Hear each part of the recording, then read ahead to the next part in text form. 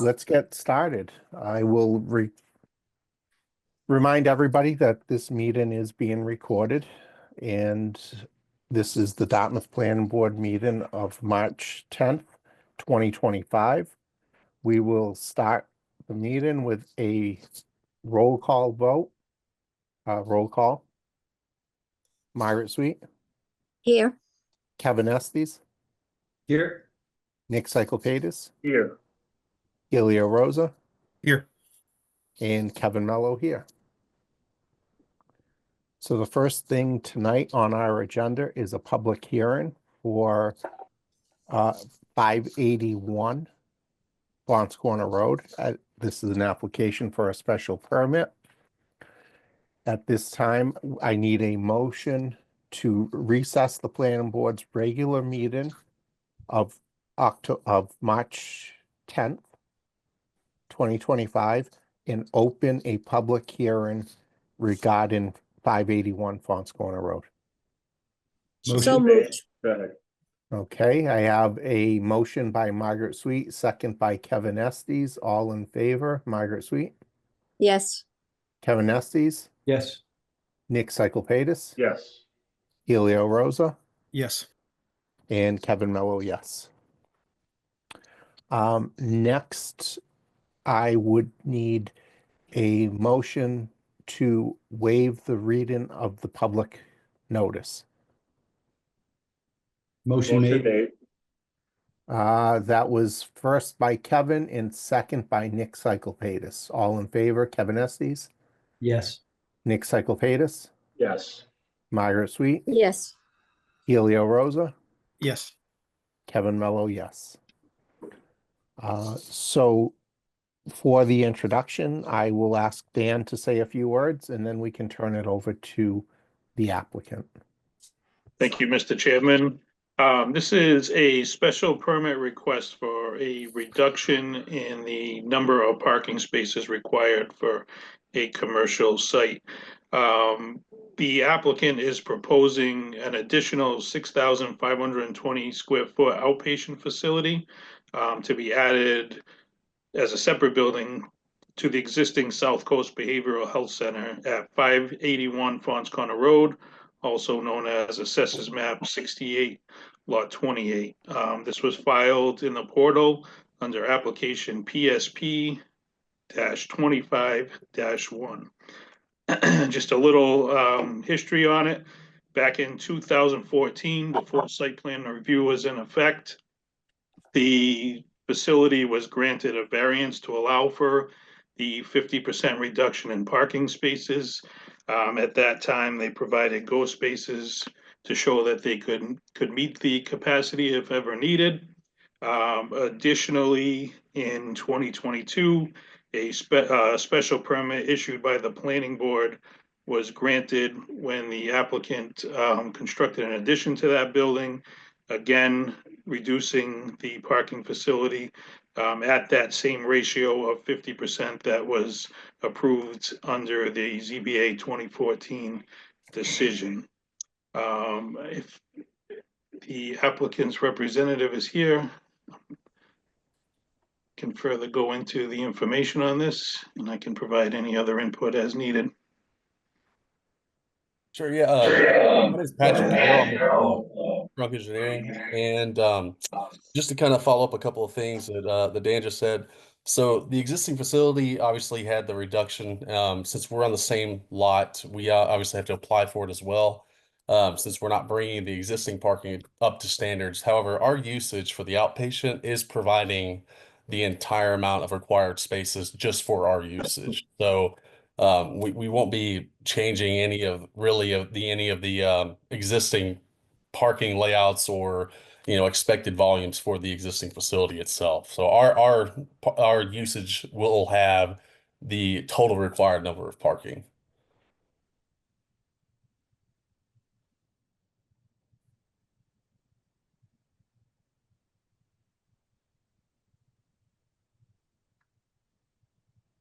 Was that all? Sorry, I lost mute button for a second. Okay, Yeah, there if you there's go. anything else I could help answer as far as the special use permit goes, obviously I'm happy to answer those for you. Okay, so just to summarize, this facility is having its own parking lot and it's going to provide enough spaces for the size building it is? Is that what you were saying? Yes, sir, exactly. It's so it's an outpatient facility only. And so I think I think the required spaces is 33. I think we're providing 33. Um, and we are adding on to the existing parking. So it's basically, if you could see our site plan, it Yes, we do. basically tags off of that, and then there's a few spaces in front of our facility. But we will have our own parking. We're not planning on using any spaces that were allotted for the existing facility since we have our own. Okay. Okay. I do see that. Does the rest of the board see that on page 13 of our packet in particular? That's what I'm looking at. I see crosswalks, I see handicap parking spots. I believe at a prior meeting, Patrick, we asked that the exit only be allowed out of one side. I still see that exit and entrance right by the road. Is there a reason for that, or is there a problem to eliminate that exit from? So essentially, just one exit in, one exit out. Is that what was said? Yes, that would be the preference. I believe, right, Margaret? Yes. Yeah, a big part of the reason why we've kind of kept this one thing we did. I know it seems small, but we did move the monument side on the north side of the main entrance for the entire facility, and that's just to alleviate any kind of sight distance issues with incoming traffic off of Fonts Corner. But one reason why we have kind of kept that second entrance is mainly for fire truck access and because getting a fire truck in and then getting them back out is we really weren't able to make the turning movements work on for that site. So keeping it coming all the way through was really the best way to keep it as far as a safety standpoint from the fire access. So can we make that north entrance an entrance only, not an exit? An I entrance. see, yes, my concern is that anybody leaving those 4 parking spots Mm. through the north entrance is going to be crossing the path of traffic coming into the complete facility. So if somebody comes whipping around that corner while somebody's pulling out of that exit of that parking lot, I foresee a problem. I'd rather have them exit your parking lot further away from the road. That's all. Yeah, and I definitely understand that concern. And again, I know, like I said, it does seem like a small change. Moving the monument sign does alleviate just from, a mathematics standpoint, from the transportation side of things, measuring the sight distances based off of the speed and the angle. We don't see that being an issue, mainly just because of the space, the throat length from the driveway to Fonts Corner, and that there's a wide it's wide open as far as sight is concerned. Well, I guess, sorry, Patrick, I don't think, and correct me if I'm wrong, sir, you're not talking about the entry off of Fonts Corner. You're talking about the first new access to this new building right there in front of the building. Is that right? Exactly. Yes. I am. You have an exit in. It's an entrance and exit. Right where it says no parking fire lane. And what I'm asking would be to make that a one-way, so it just says entrance only. People are gonna exit anyway. Yeah, we can stripe and sign that as one way. I don't see the issue with That's that. all. I don't mind it being an entrance and an exit down below, but I'm trying to make the traffic flow stay away from Fonts Corner Road as much as possible. That's all I'm looking to do. Okay. And it's up to, the rest of the board can ask, if they agree. I agree with you, Kevin. I think that's a good point. Okay, thank you. I did get a little bit ahead of ourselves. This is a public hearing, and I do need to ask, and I'll ask DCTV to help if there is anyone in the public that would like to speak either in favor or in opposition of this project. Hey, this is John Markey. I don't know if you can hear me or if I need to Yes, raise my Attorney hand. Markey. Okay, thank you very much, Mr. Chairman. I've had the chance to speak to the engineers for the applicant. I represent Margaret Tomkowitz, who lives across the street. I'm from Markey and Walsh Law Firm in New Bedford. They are not here to speak in favor, nor are they here to speak directly against. They're here with one caution and one request. The caution is we're very pleased to hear that the ghost parking will remain in case this new use proves to be something which causes parking concerns. My client looks directly across at the front parking lot and provided me with a number of photographs showing that that lot was very full at times.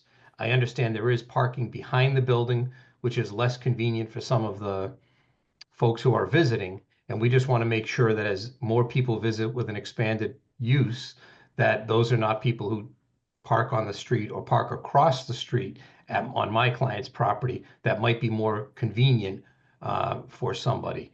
And that if that did become a problem, as long as those ghost spots are there and my clients can reach out to town officials in the building department to alert them to it and an investigation can be dealt with. We're not here to oppose it. We just want to make sure that the applicant is aware of that situation that's caused concern in the past and that that remains an option. And I think this was well presented as something that this intended use with 33 spots meets the additional spot, but in conjunction with the prior use, we just want to make sure it doesn't create an issue. So that's just an alert to the applicant and to the board to know that we're trying to be a good neighbor, but we just want to alert them there could be some concerns. The second one is more of a short-term concern, but a real concern. When the original building was built, my client's home, which has, my client is elderly and has an extended handicap ramp in front of her house that comes out towards Fons Corner Road. And abutting the house is the former place where I used to get ice cream when I went pitch and putt on those rare occasions when I could get a date in high school. And it was, that space, which is not necessarily actively used, was unfortunately used by contractors and subcontractors to store trucks and materials during construction of the original project without permission. And my client in her late 80s isn't in a position to really, go out and talk to guys and ask them to move. So her son and son-in-law have expressed concern to me. I think her son-in-law may be on the phone, observing this now. And so they want to make sure that this is made aware to the owner, the builder, the engineer, and everybody that this was an issue in the past.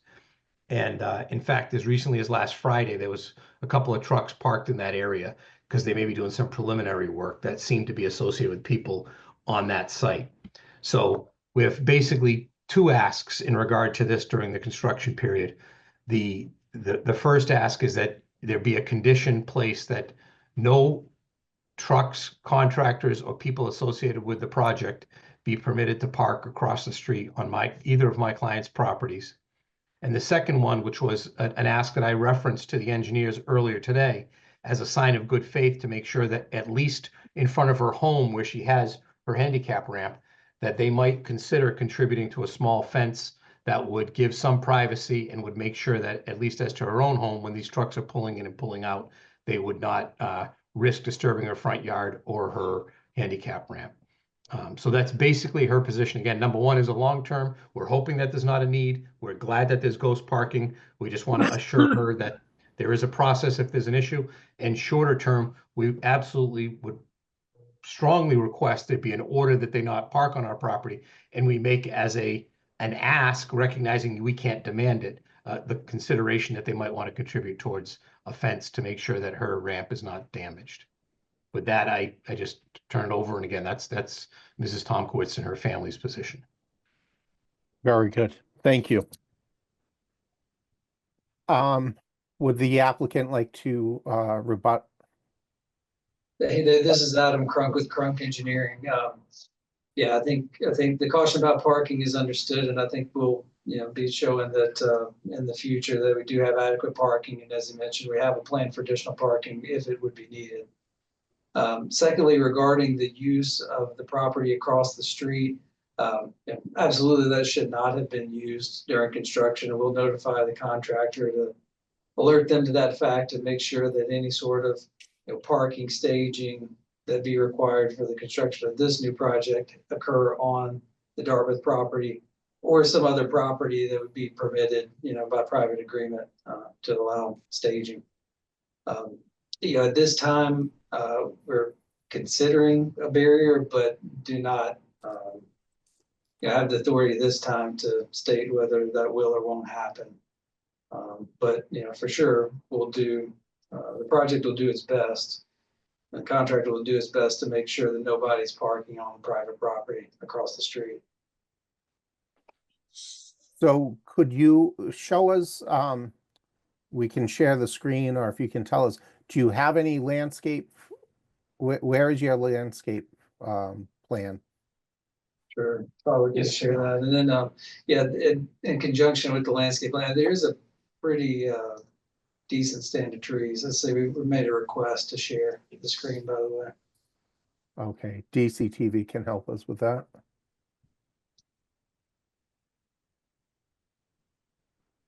I think in our package, I'm looking at page 26 and 27.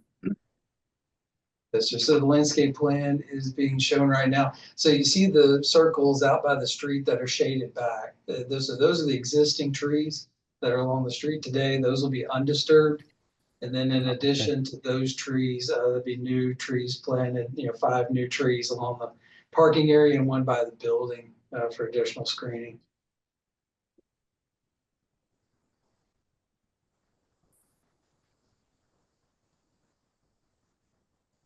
Okay. So where your new trees are, the 5 trees, that would, let's just call it the south side, I guess, of the drive? Yes, that's right. And then we have some other new parking lot trees a little further to the north of those 5. So could we add 2 more trees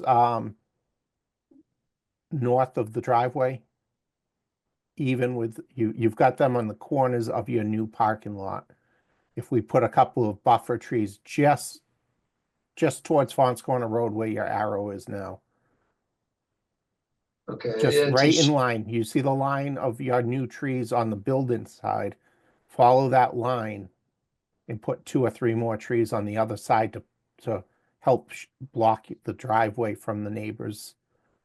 Give a little privacy. Yep, right there. Perfect. I think that would help.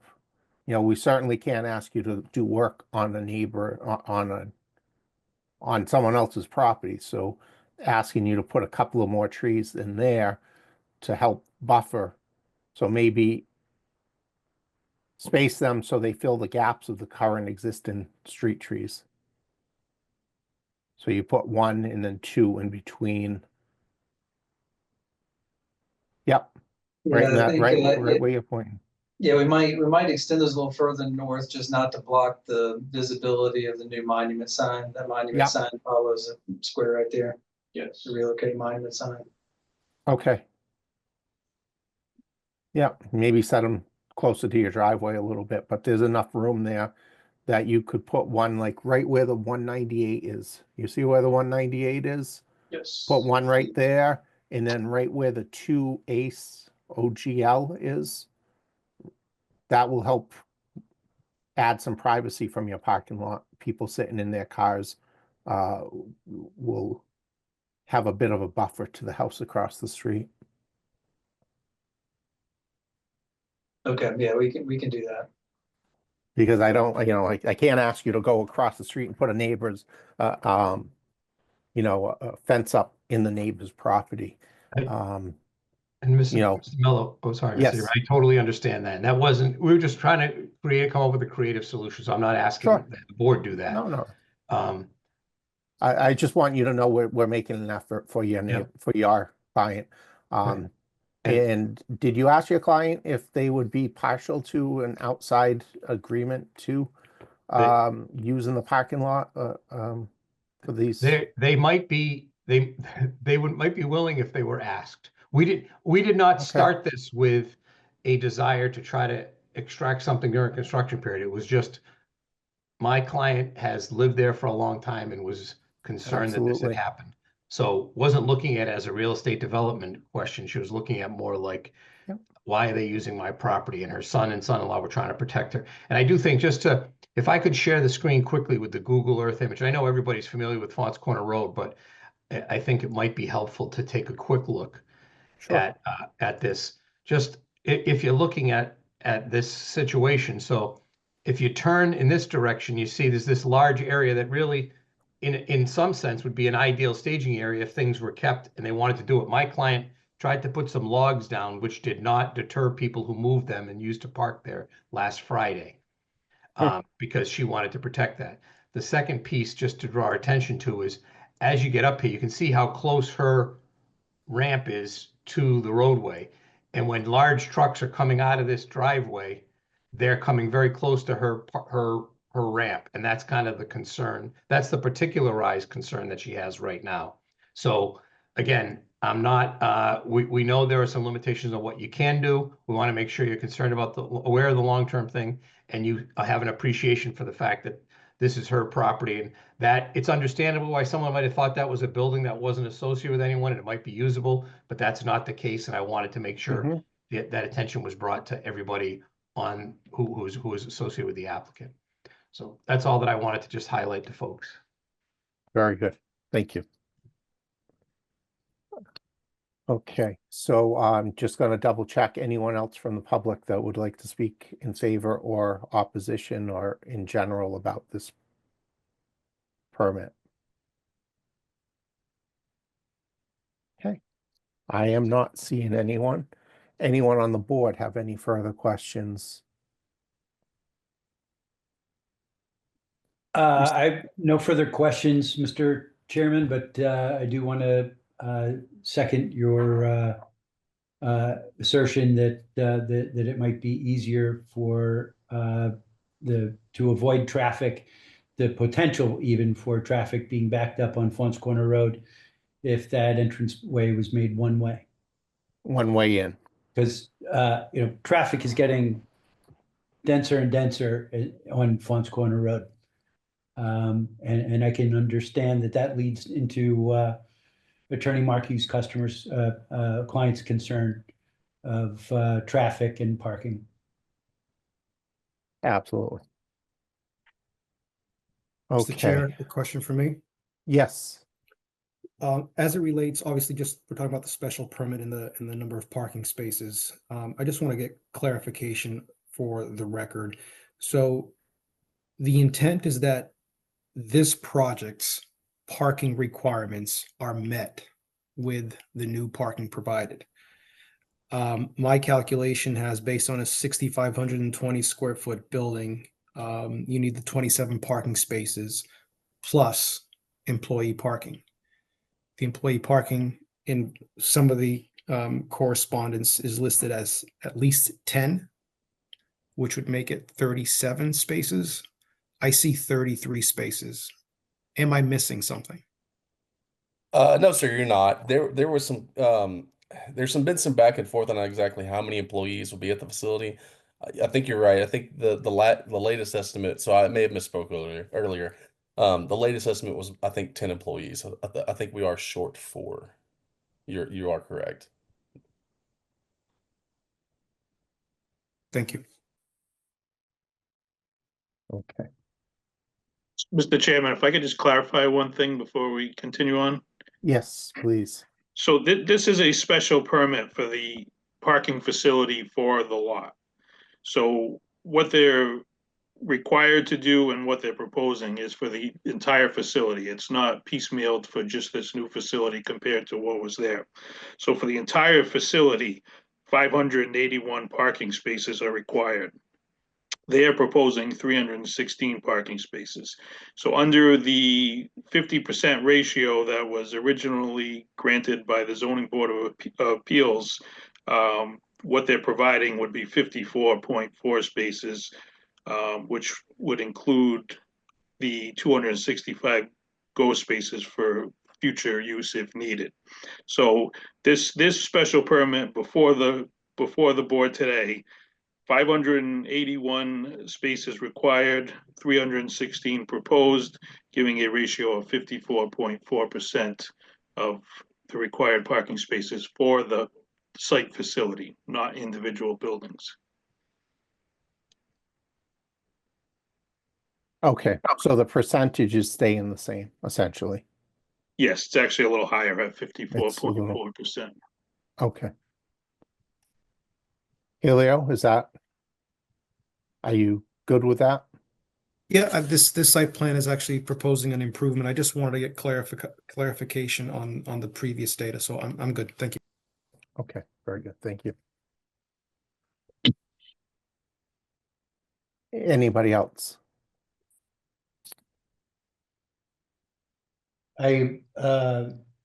I'll just make note that I appreciate that they are trying to reduce the amount of impervious surface. Yes, and we have somebody that will, if it does have to get paved in the future, we have people that, are willing to let us know that there's a problem starting there. Which I have not ever heard of a problem for this facility.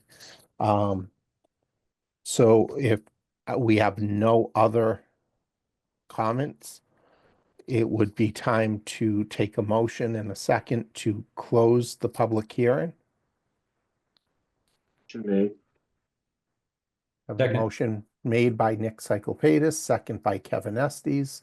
All in favor, Nick Cyclepatis, Yes. Kevin Estes, Yes. Margaret Sweet, Yes, Helio Rosa, Yes. Kevin Mello, yes. We are now back into the regular March 10th, 2025 Dartmouth Planning Board. Agenda item number 2 is under administrative, is site plan review for 581 Fonts Corner Road. So I think we've made the we pretty much discussed this. We need to take a vote on the special permit. We will now, yes, we need to do the vote for the special permit under administrative items. Okay. Right? It's not under administrative items. The item number 1 is a special permit under the public hearing. yes, out of the public hearing. Out of the public hearing, correct? We don't do the vote in the public hearing. So Got it. now, Okay. so now we would take a vote on this. We can do it that way. Yep, we can do special permit. So I need a motion and a second for this special permit. Make a motion to approve. Second. I have a motion made by Margaret Sweet, a second by Nick Cyclepatis. All in favor, Margaret Sweet, Yes, Nick Cyclepatis, Yes. Helio Rosa, Yes. Kevin Estes, Yes. Kevin Mello, yes. Will that be with a condition of additional tree planting, or will we handle that during the site plan review? We'll add that on site plan review, that there'll be 2 further trees. So Thank you. now we are on site plan review. We have asked for 2 additional trees north side of the driveway, the entrance. And we've asked for a note a condition, no trucks, no construction equipment or vehicles on abutting properties unless an outside private agreement has been made.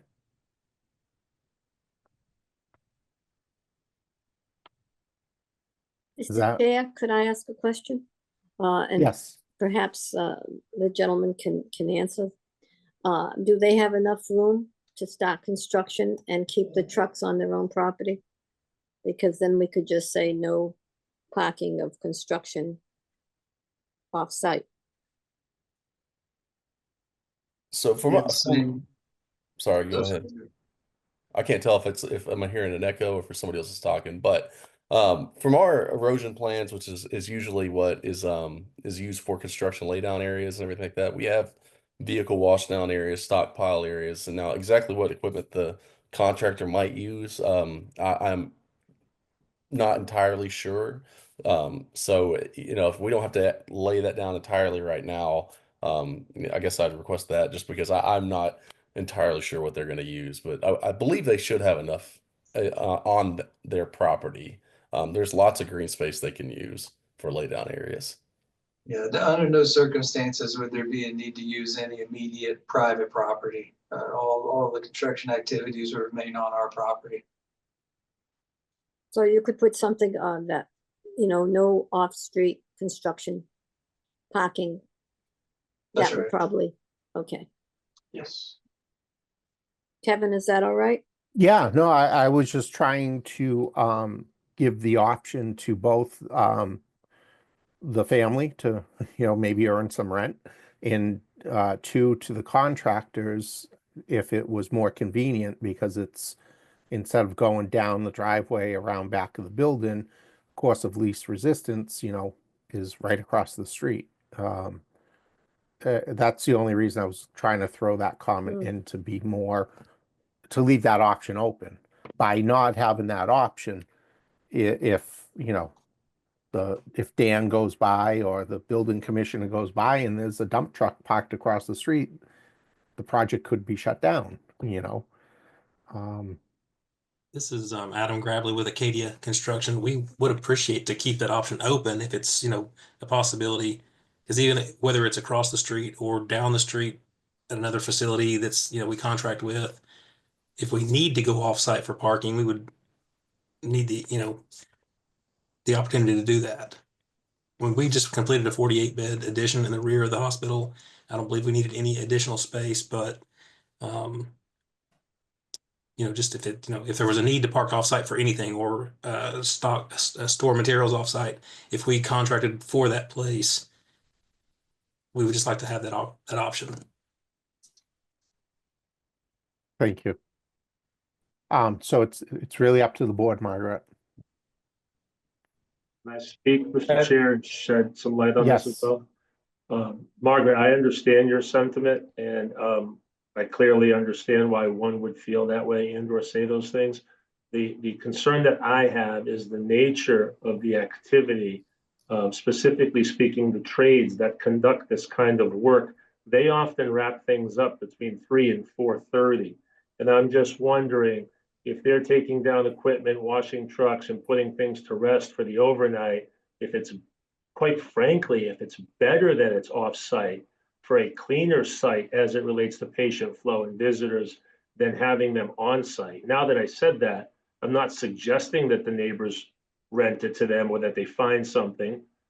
But if I had to pick A or B, I think having them off-site would make the project that much more appealing to the day-to-day traffic, patients, employees, and visitors. So with that said, I'm here to follow the board too. I see the pros on both sides. I don't think there's a necessary con, but deep in my heart, I like the idea of them getting off the site while the rest of the business day is still happening. I don't know what impact that is though, because nobody told me 2 trailers and 17 trucks. So I have no way to compute or deduct what I'm really saying. It's just in theory. I would rather the site be free of that activity. I understand and I agree with you, but what I don't want to happen is I don't want Mrs. Tomkowitz, who is older, to have to go out there or be concerned or get upset because the ruts are being made and stuff's, they've already moved Agreed. stuff away. So if they make an arrangement with Mrs. Tomkowitz and she's happy with it, I'm happy with it. I Sure. just don't want Mrs. Tomkowitz to have to carry the burden of new construction. I agree with that. Does the board have the right to ask for an agreement to be submitted if that activity is going to happen or no? I don't know that. I think that that's something that's done privately between the two parties. But I think the board has to put something in about that. So maybe Kevin's suggestion is the best to put on a note. Because if an agreement isn't reached, then they will have to park on their own, do construction on their own property and park on their own property. Understood. Kevin, do you agree?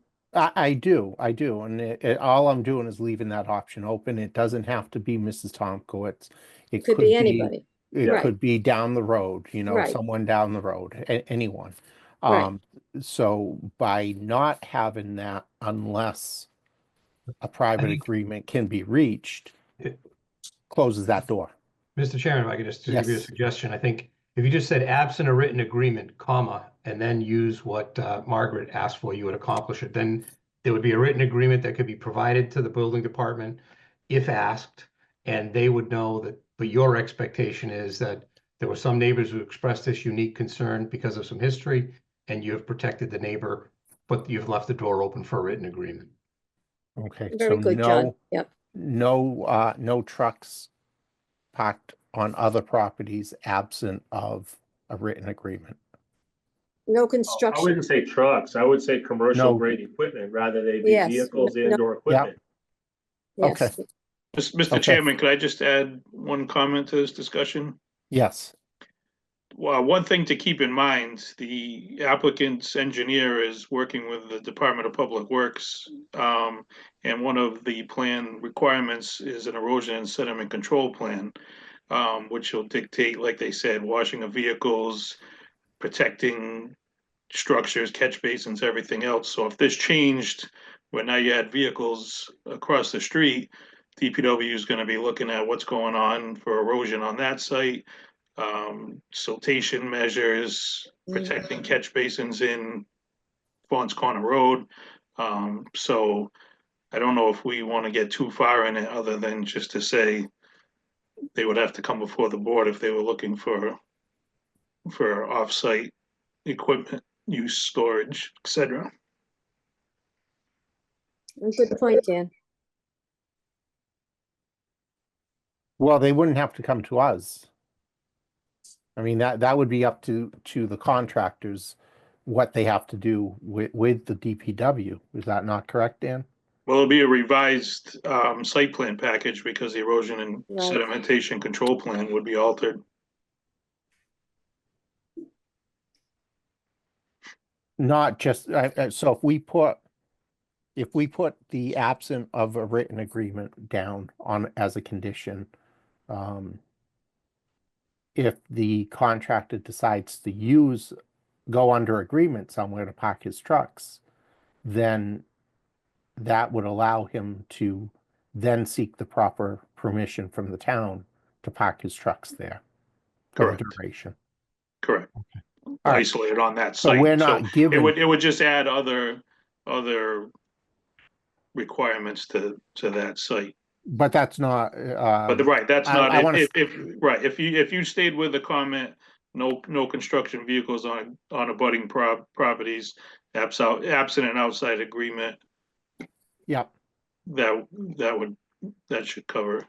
right, them having to because get what other permits or other requirements they're gonna need, stormwater permits, anything else. that doesn't give them permission to go ahead and do it without that, but that's not our laneway. This is our laneway right here. That would be for them to work out with the abutter, with the DPW, with the powers that be. Correct. Okay, One more, I don't want to make this an hour's, but I have a question for Dan. Dan, if that happens and they do make an agreement with Mary Jo 2 houses down, and if Mary Jo's property now becomes a problem because of washing vehicles or something, and she needs to have some kind of stormwater, because we all know the stormwater has changed, we have to kind of make sure that that doesn't happen, correct? Right, which is my point. They would need the additional permitting Right. requirements if you put an undue burden on another property. And that's my concern with someone like Mary Jones who doesn't know about it.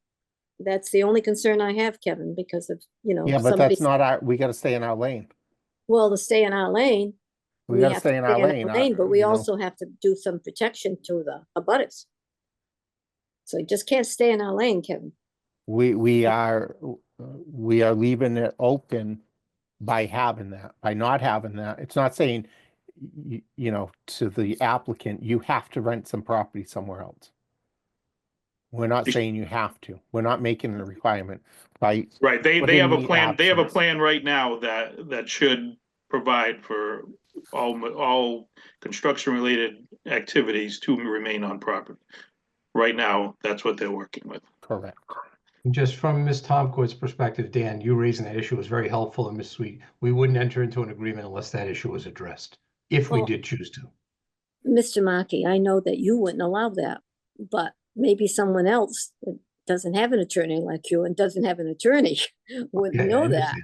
I Okay, understand. I know that you wouldn't let Mrs. Tomkowitz sign anything. That was my only point. Okay, so noted. So what else? Anything else from the board? Mr. Chair, Yes. can the applicant speak to the waivers being requested? Yeah, this is Patrick Harrell again. So we are requesting a couple of waivers, one being the 20-foot to 40 or 40-foot to 20-foot parking setback, since we are over 100 parking spaces. It's not that the parking spaces get within that setback, it's the drive aisle slightly does. And then, I'm sorry, give me 1 second. Let me open up our site plan because I know it's got that on there. Give me 1 second and I'll have that here. Yeah, and I know another one of the waivers is to allow the parking spaces to be 9 by 19 instead of 10 by 20. And that's partially done to also match the existing parking spaces, just so that you don't have 2 rows of parking that they kind of have a mismatch between them. Yeah, essentially the code changed from the time that this project was originally constructed until now. And we would just like to request that the parking spaces line up to be the same size as they were previously.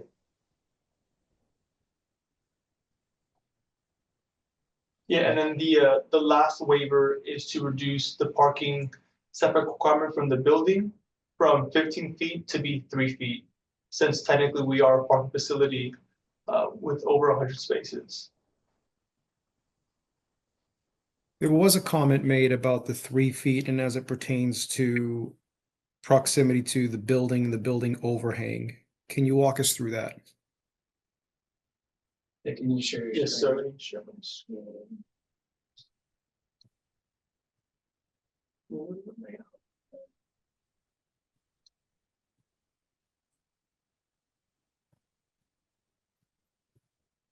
Yeah, so you see the proposed building, 6,520 feet.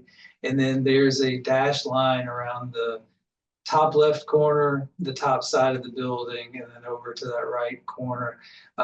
Yeah, so the building overhang does not, the building overhang does not overhang onto the street, but it does get within about a foot of the face of curb in this one corner.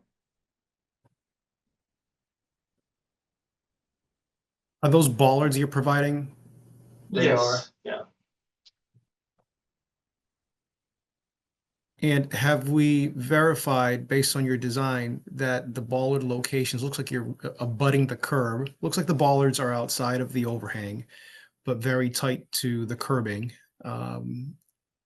in your design analysis, is that enough distance? And do the balls provide enough protection for the building from box trucks, oversized vehicles, anything that could get close to that building overhang? Yes, they do. Yeah, I mean, there's enough distance there and enough height on that overhang also to prevent, constant obstructions there, that corner. Can you go back to the front entrance, please? Yes. Just pan over a little bit. Yes, sir. So building box trucks, and I keep going back to the oversized vehicles. Now it could be a box truck making a delivery. It's UPS, FedEx making a drop off. Could there be a scenario, again, based on the design and the bollard placement, if a truck of that manner backs in at an angle? In other words, the outside corner of that truck wedges itself between two bollards. Have we protected the building? Oh, yes. Yeah, those bollards are spaced apart that the corner of a vehicle, you wouldn't be able to touch it.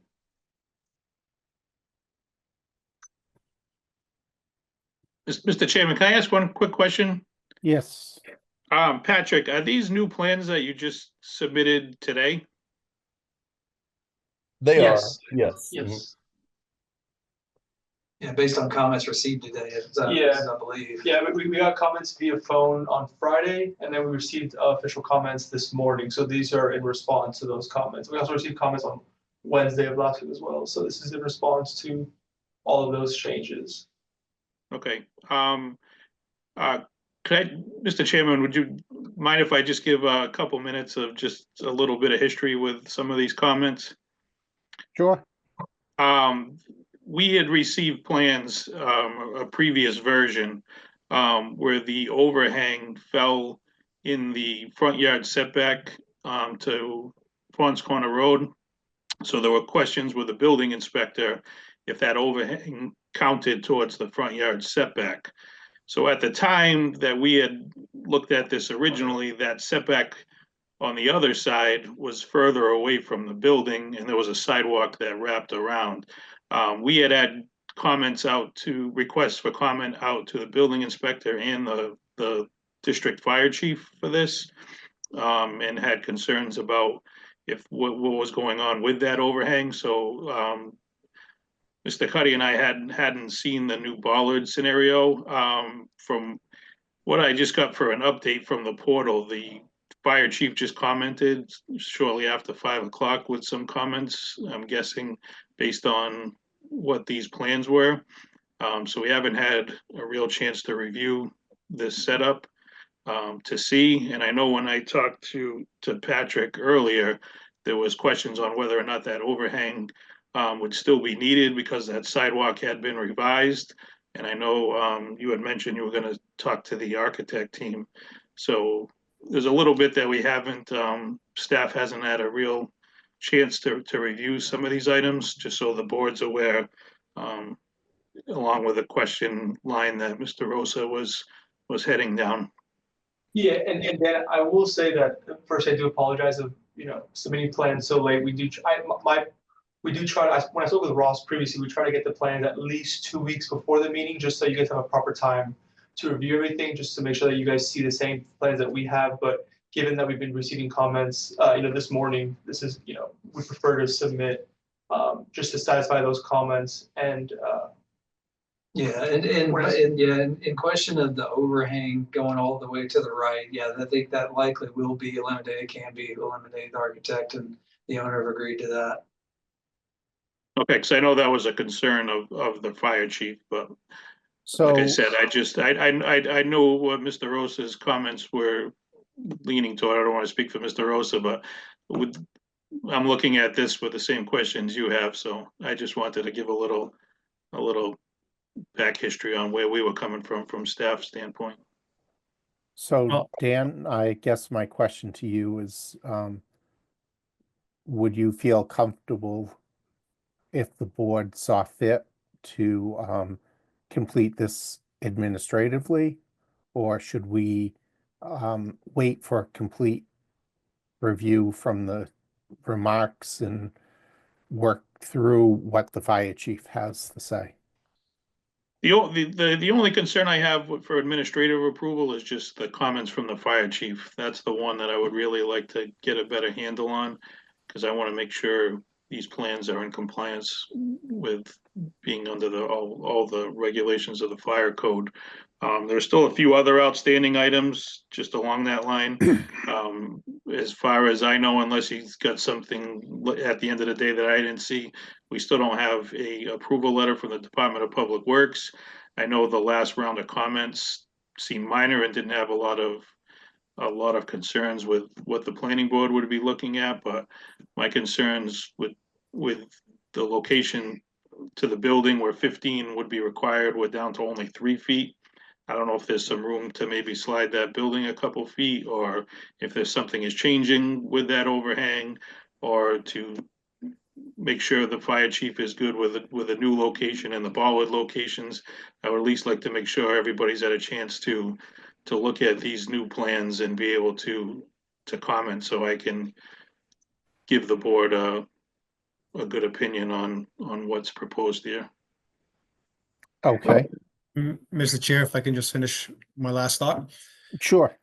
So, given that these plans were only recently received and some of these outstanding comments, my own concerns is whether these bollards and the building location and the limits of the curbing and the access ways, if they're truly going to provide adequate protection to the building, given that this is a waiver request. I'd probably feel more comfortable if we had given the applicant more time to answer those questions pertaining both to the fire department review, Dan's concerns, and my own concern about, I'm just worried something's going to hit this building within that 3-foot request. Okay, okay. Mr. Chairman, I would like to see the plans. And I don't want to put the burden on our planner. Okay, so it sounds like I would need a motion in a second to continue this site plan review at our next available meeting. I'll make a motion to continue. I have a motion. Was that Kevin Estes? Yeah. Okay, motion made to continue this to our next available public meeting by Helio Rosa, second by Kevin Estes. All in favor, Helio Rosa, Yes. Kevin Estes, Yes. Margaret Sweet, Yes, Nick Cyclepatis. Nick, Muted. Sorry about that. I said yes 3 times. No wonder. Sorry. okay. And Kevin Mello, yes. So, all can right, I- very good. Mr. Chairman, can I ask a fellow board member a question? Absolutely. Hey, Helio, I'm looking through the plans here. Where I'm having a hard time finding a waiver request that doesn't apply to parking spaces. What tipped you off to other waiver requests? I just see on our packet the 3 waivers, the reduction from 15 feet to 3 feet is 24.3.C2. But that's not on the plan anywhere. I saw it in writing, Kevin. It's in one of the documents. it should That's where be. I saw it. It should be on the cover sheet 0.0. I didn't see it there. I saw it on a document. Yes, ma'am. Yes, I can share my screen here. Anyway, if you want me to change the way it's displayed, I definitely can do that. I have it here on the bottom left corner. Is it? I didn't see it there. Yep, it's there on page Oh, yep, 4 okay, of our yep. packet. Mhm. I can change the way it's displayed if No, I think for the, just to, I mean, again, It wasn't a criticism. I just wanted to see where it was because I couldn't find it. no, No, I no. think, but, you know, as a general consensus, I don't think anyone is really concerned about the size Nope. of the parking spaces, the reduction, the setback from the from the road. It's really this one this one issue here, the waiver to reduce the requirement for the building from 15 to 3 feet that we're kind of concerned with. So Yeah. And Mr. Chair, I'll just make one more piece of commentary. I don't see it as anything that can't be overcomable in any way. No, shape, or form. no, I think the application is really absolutely.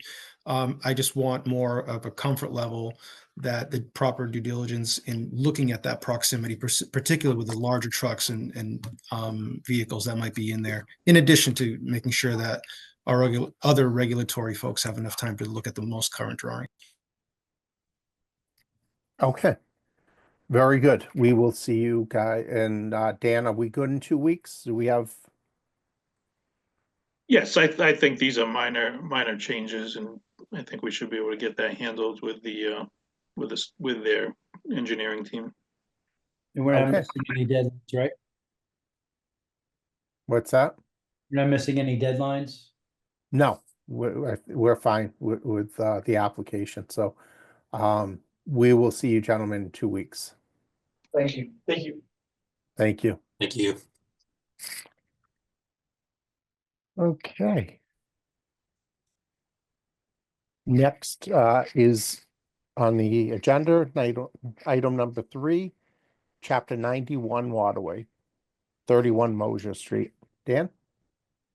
This notification is for a Chapter 91 waterway license for 31 Mosier Street, also known as Assessors Map 124, Lot 13. The proposed application is to reconstruct and maintain one stone jetty and to maintain a second stone jetty, concrete seawall, and stairs. In accordance with the Mass DEP, the planning board has been notified, and the planning board should acknowledge receipt of the notification. And if you would like to do a standard letter, I know there was one that was attached, or if there are any other conditions that any board member might have for this specific project. Anyone on the board? Okay. Could I have a motion that we ask Dan to send the standard letter in support of this in the second? Motion made by Nick Cyclepatis. Second, Second by Margaret Sweet. All in favor? Nick Cyclepatis, Yes. Margaret Sweet, yes, Kevin Estes, Yes. Helio Rosa, Yes. Kevin Mello, yes. Okay. Number 4, discussion, tree committee.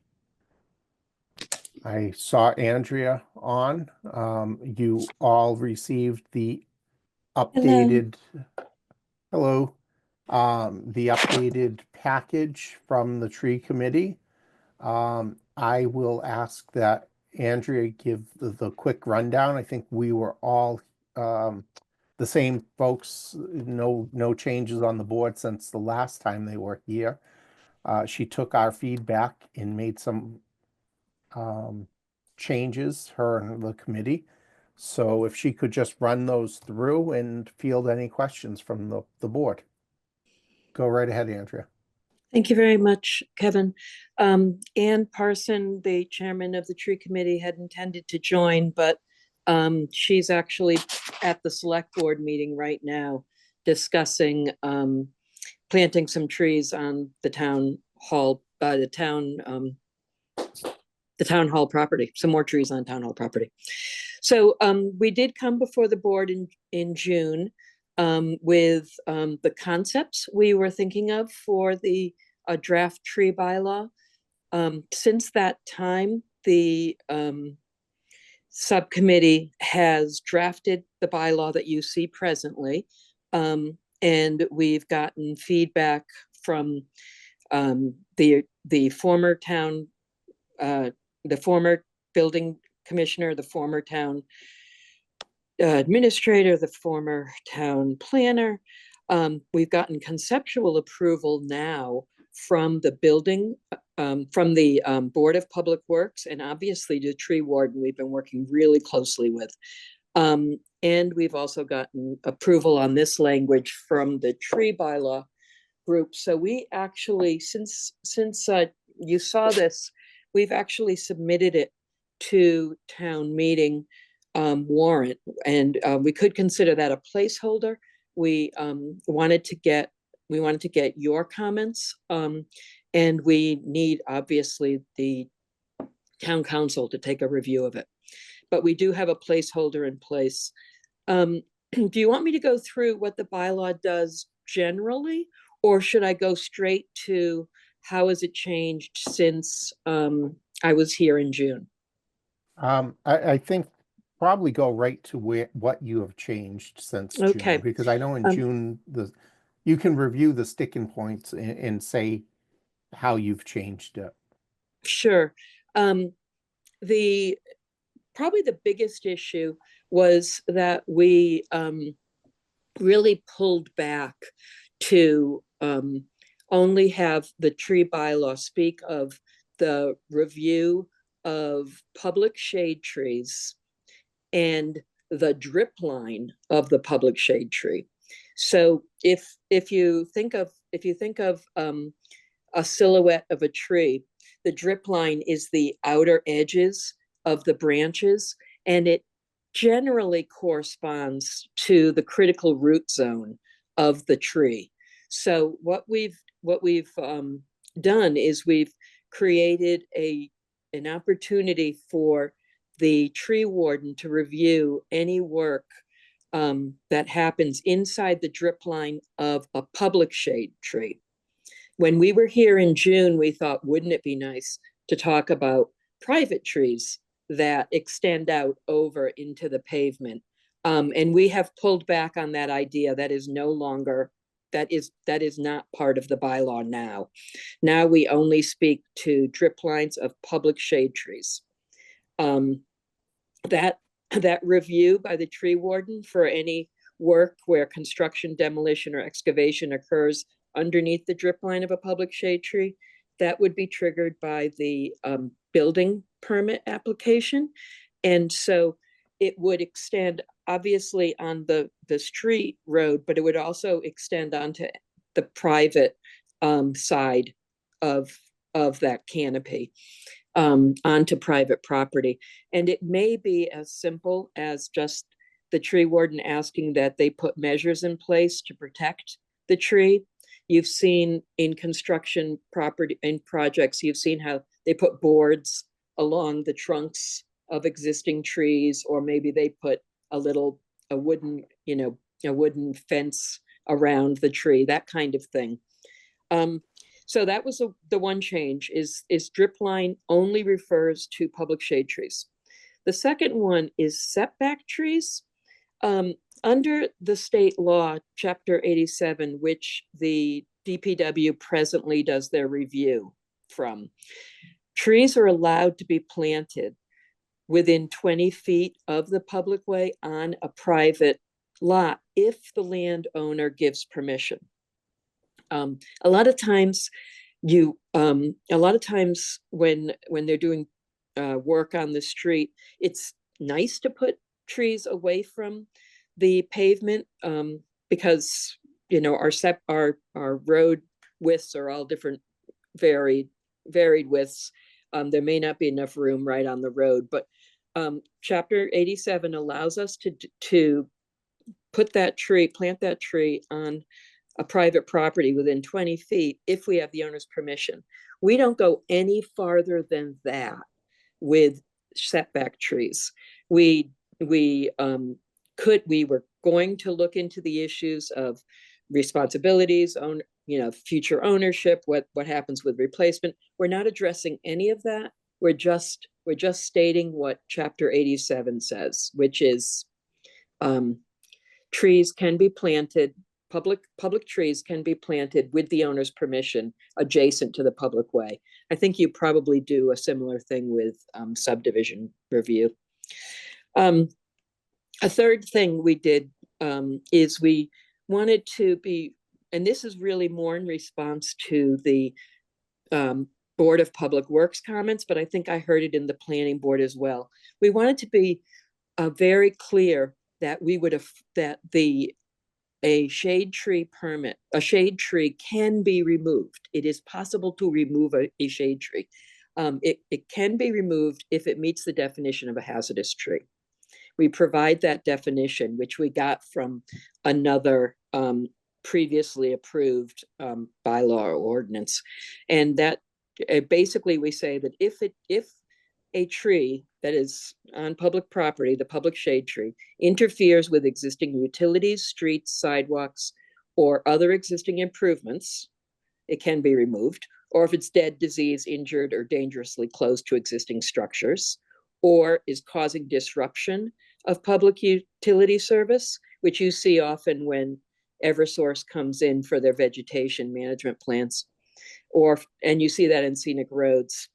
But also if it causes disruption to drainage, passage problems on the public way, or poses a threat to pedestrian or vehicular safety, or is otherwise harming the health or condition of another tree.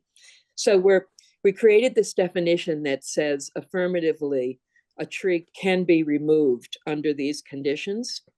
And if a tree is removed, if a tree gets the permit to be removed, it doesn't have to be replaced. Again, we say affirmatively, if it's considered dead, diseased, or in danger of falling. That basically it's a town tree, it's dead, diseased, or in danger of falling. It's not the landowner's problem, it's the town's problem. It doesn't have to be removed. But in other conditions, when it's removed, there should be a replacement. And we were very specific now about that replacement. This came, again, working with the tree warden and the Board of Public Works, where we create a range of replacement. We say that if the tree being removed is 12 inches diameter at breast height or less, then you replace it with one tree.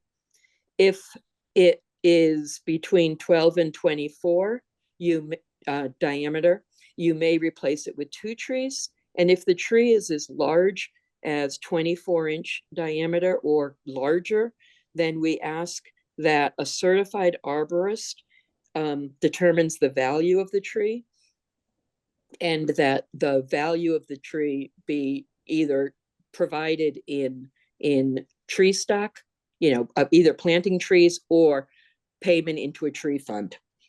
Back in June, we did have this tree fund, which in the bylaw we establish as a revolving fund. So any money that goes into it, whether it be a gift or a grant or local fines or mitigation replacement funds, that those monies be pulled into a separate fund only to be used for the planting and care of public shade trees.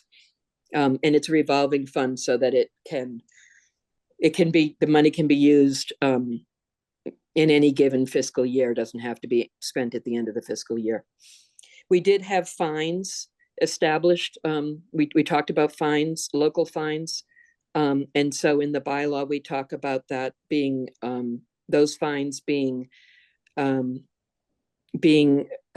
the authority of the tree warden to issue local fines for violations of the bylaw, and that we use the non-criminal disposition process that you use for zoning fines. And we suggested the same dollar value as you use for zoning. We also created exemptions for emergency projects. We recognize that we're losing some of our trees from climate change. We're dealing with a lot more, high winds, heavy rainstorms. And we're acknowledging that if there's a weather-related tree damage, that the town administrator or the tree warden can identify it being an emergency period of time, and trees can be taken down without any review. And different from other exemptions for emergency projects, we're not saying you have to do an after the fact review. We're saying if there's a lot of tree damage, take care of the problem. The tree warden is probably going to be involved with it anyways. But anything like, the replacement trees or anything like that would not be ever, brought back afterwards. So those were the main changes. We also were very responsive to not wanting to create a separate permitting process. So we tried to glob onto existing permits that already existed. So we have a section talking about coordination with other boards. If you are doing a scenic tree hearing, then we specifically say that there doesn't need to be a second hearing. The planning board can hold a hearing, and you already asked for the tree warden's input. So he would bring the input of this tree bylaw into your meeting. We obviously don't get involved in site plan review, special permits. We're not overlapping. We don't want to overlap into anybody else's jurisdiction. We're saying that if you're doing those reviews, maybe you can actually site plan and subdivision you do on your own regulations. But if you're doing scenic roads, we ask that maybe you take a look at what the bylaw is asking for and take it into consideration. But in that particular case, the tree warden has the ability to bring that forward for you. So those are the main changes. We wanted to be responsive to what the planning board was asking and the comments you make, because you do development all the time in town. And so we hope we got it this time. And you saw the actual bylaw. We call it a draft, even though it's a warrant article. The tree committee recognizes that if what we're trying to do is get a bylaw passed. So we're responsive to changes that people would suggest, and the planning board. So if the planning board had any changes, we certainly could consider that, even though it's going to begin town council review, we'll still incorporate it in. Thank you. So we will eventually the planning board will have to do a public meeting for this prior to the town meeting. And Andrea, I know you were going to ask that, so that has to be done within a certain time frame before the town meeting? Yeah, I don't think Dan and I and Russ met with, and Ann Parson met with Gary, and I don't think I'm not sure if he answered that question specifically, but I think my impression was you do it during the regular review of a warrant article. So there is a deadline for you to have hearings and submit your comments to your recommendations. But I'm trying to anticipate comments you might have, and I'd rather you go into that public hearing with a bylaw you like. That's why we're having the discussion early. Okay. So you're looking for more, so today, right now, you're looking for another round of comments from the planning board. I am looking for your feedback. Yep, okay. So why don't we ask the board? Any comments, any questions, any concerns from any of the board members? Mr. Chairman? Yes. I would like to say thank you, because this is a much better bylaw than the one that was presented before. I have a couple of questions only because I don't understand one thing. If a public tree has to be cut down, and the cost of that public tree, if it's an old tree, let's say the tree is 50 years old, and where do we get a cost for that? Who determines that? Is that the tree warden, or is that someone else? And do you expect a 50-year-old tree to be replaced with another 50-year-old tree, or just money? I think so. Interestingly enough, a 50-year-old tree may not be as large as 24-inch diameter, depending on the type of tree it is. So if the tree has a replacement, has a diameter of like 18 inches, it would be replaced with 2 saplings. We say 3-inch diameter, a 3-inch caliber tree, or the largest stable tree. So it could be 2 inches if that was considered a stable tree. We use 3 as I think you probably use 3 inches also for your trees when you put them in. So we don't replace a 50-year-old tree with a 50-year-old tree. You can't transplant them. Right. They're just too darn big. I didn't think so. But if the tree were exceptionally large, Mhm. like some of the trees you see on Elm Street, they do get upwards of 24-inch diameter at our breast height. And it would be a certified arborist who would come up with the appraisal, and we say based on industry standards. So there's a certified arborists are in many of our tree companies. Many of our local tree companies have certified arborists. So would you replace that with a tree of similar size, or would you put 2 or 3 trees to replace that?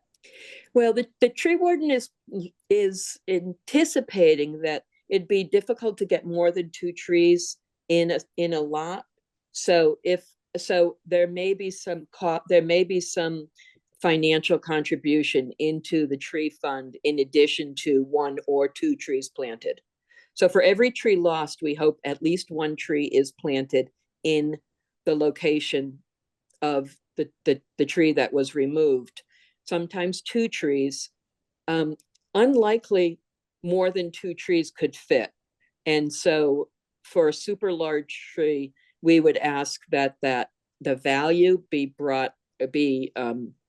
included in a contribution.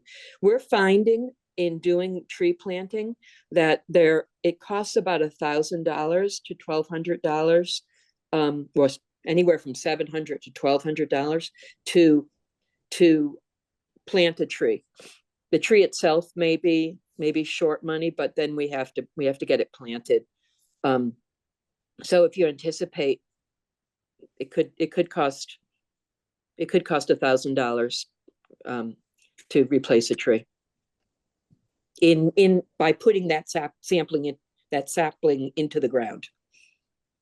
Do you understand what I mean, Margaret? So it's $1,000 for the tree and $1,200 maybe to plant it. Is that what I'm hearing, or did I misunderstand you? Well, Dan may be able to give us better numbers in terms of what tree saplings cost, but a 3-inch diameter tree, I think they cost around $350, $350 a piece, and then we have to have them planted. And what the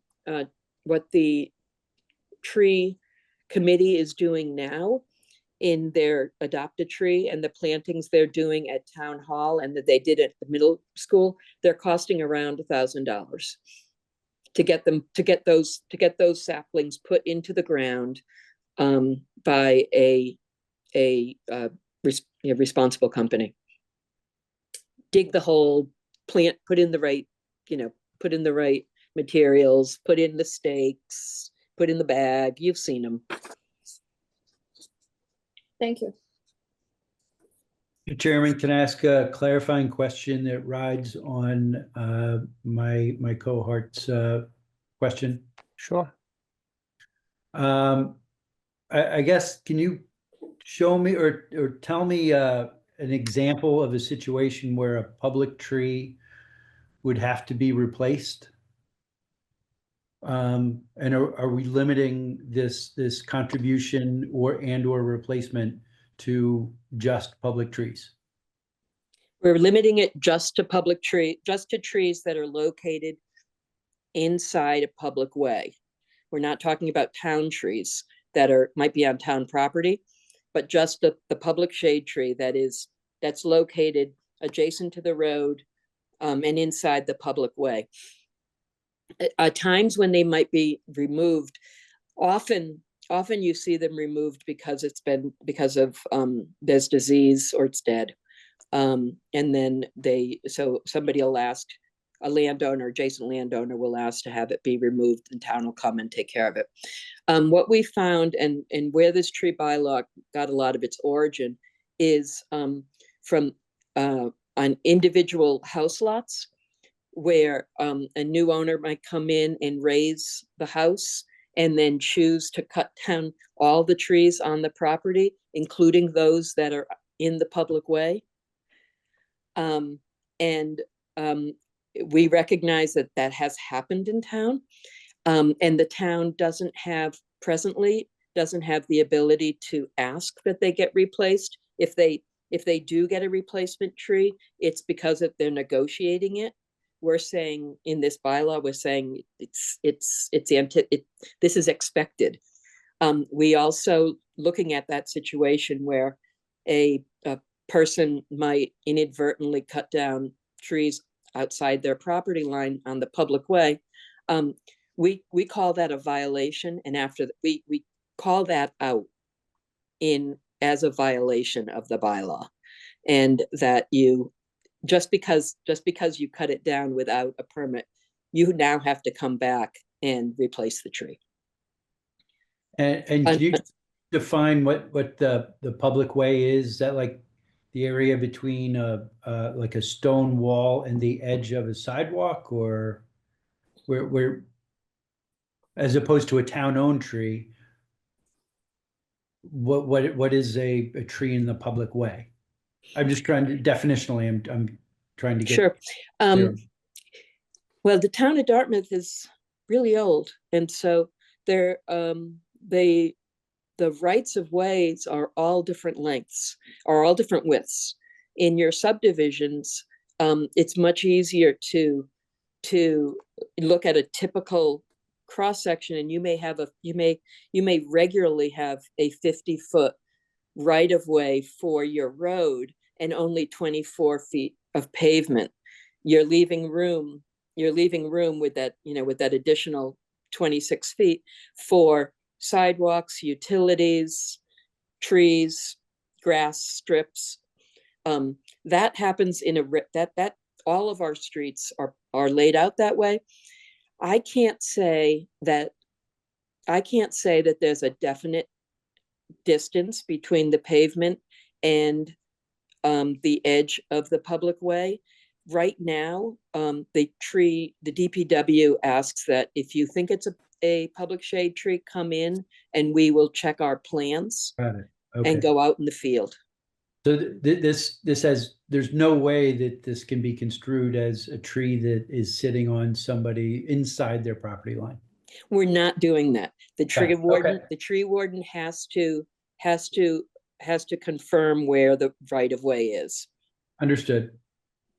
Thank you. And you made that point really clear, and we pulled back from that. Got it. Mr. Chair? Yes, please, Helio. And to echo Margaret's point earlier, this is better, definitely better. And right off the hop, that this is not covering trees on private property is big for me. Just a couple of clarifying questions. As it relates to the setback trees, and I know MGL Mass General Law 87, will allow certain plantings. This idea that that the draft bylaw restates the provisions to create a framework for planting trees. It just feels like it's still a little bit ambiguous. You state here that details regarding such issues as responsibilities, ownership, replacement will need to be clarified in a separate policy. Can they truly be separated?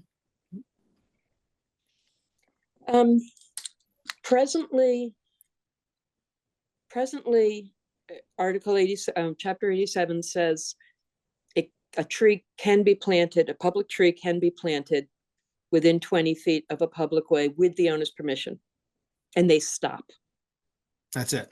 That's it. We're going into this eyes wide open. We're saying we're not going to go any farther than that, but we recognize that will raise questions. Would it be in the town's best interest to create that framework to protect homeowners, private property? If the state has given us the minimum requirement, says yes, you can do it, would it be in the town's best interest to say, okay, yes, you're allowing us to do it. Here's how we're going to protect our residents and the people of Dartmouth. If you're going to allow us to do it, here's the framework for who owns the tree, who's responsible for maintaining the tree, cleaning up the tree, whatever. I think it's probably going to take a lot longer to get consensus around what that means. And so it seems like second generation work. First generation is just let's just acknowledge that planting in a setback zone is often a better place to plant. So we're just acknowledging that that's an option that exists, and probably, and we say tree manual policies. It's let's see how it works for a while and what kind of questions get raised and how they get answered, and kind of work the policy backwards based on examples of how people have handled it, rather than tell people up front. Yeah, I wish it wasn't so open-ended. I wish it wasn't so open-ended. Yes, we're doing exactly as the state allows to be done. I wish we had more, and I'm saying this not as a reflection of you in any way, but I wish that as the town could be in a position of more leadership to create that framework. I think the tree bylaw I think the tree committee would love to do that. And if you've got any thoughts on it, it would be helpful, because I know, I know they'd be happy to work on it. I think one of Helio, I'm sorry, I didn't mean to interrupt. Are you done? I just have one more comment. It's not related to this, but if you're on this, go ahead. I am on this. I think one of the things that we registered a concern about in this particular instance is, let's say owner number one agrees to have a tree planted, on a public tree planted on their property. They sell the property to owner number two. How is owner number two going to know that it's a public tree if it's on his property or their property? Yeah, and maybe it's not a public tree. Maybe it's the tree maybe it became the tree of the private property owner. It has to become the tree of the private property owner. Not maybe, has to, because that person is responsible, but he's not responsible for public trees. He's responsible if he wants to cut down his own tree. He wants to trim his tree. He has to pick up the leaves of the tree because it's on his property. So it does become, it does become his tree. Yeah, that's a lot of people believe that. So it's and that whole issue of what happens, in a transfer of ownership. Yeah, it's certainly simpler if the tree is becomes a private resource, and it basically when the person offered to have it, or agreed to have a tree planted for free on their property, they are taking on the stewardship of it. Originally, you might recall, we were saying if public resources were spent to plant it, then if the tree was removed, then shouldn't we get a replacement for the public resources spent? And it just got too complicated. See how that What Yeah, works. because we're not gonna put anything in deeds about trees and restrictions like that. That's not gonna happen, I don't believe. I think my board feels the same way as I do. But I do. think if you put a tree on a private property person, if you came and put a tree on my land and I die in 5 years and my son sells the property, then that tree goes with the property. And if the person doesn't like where I planted the tree, he wants to cut it down, that's his privilege to cut it down. I hope he doesn't, but if he does, it's on private property.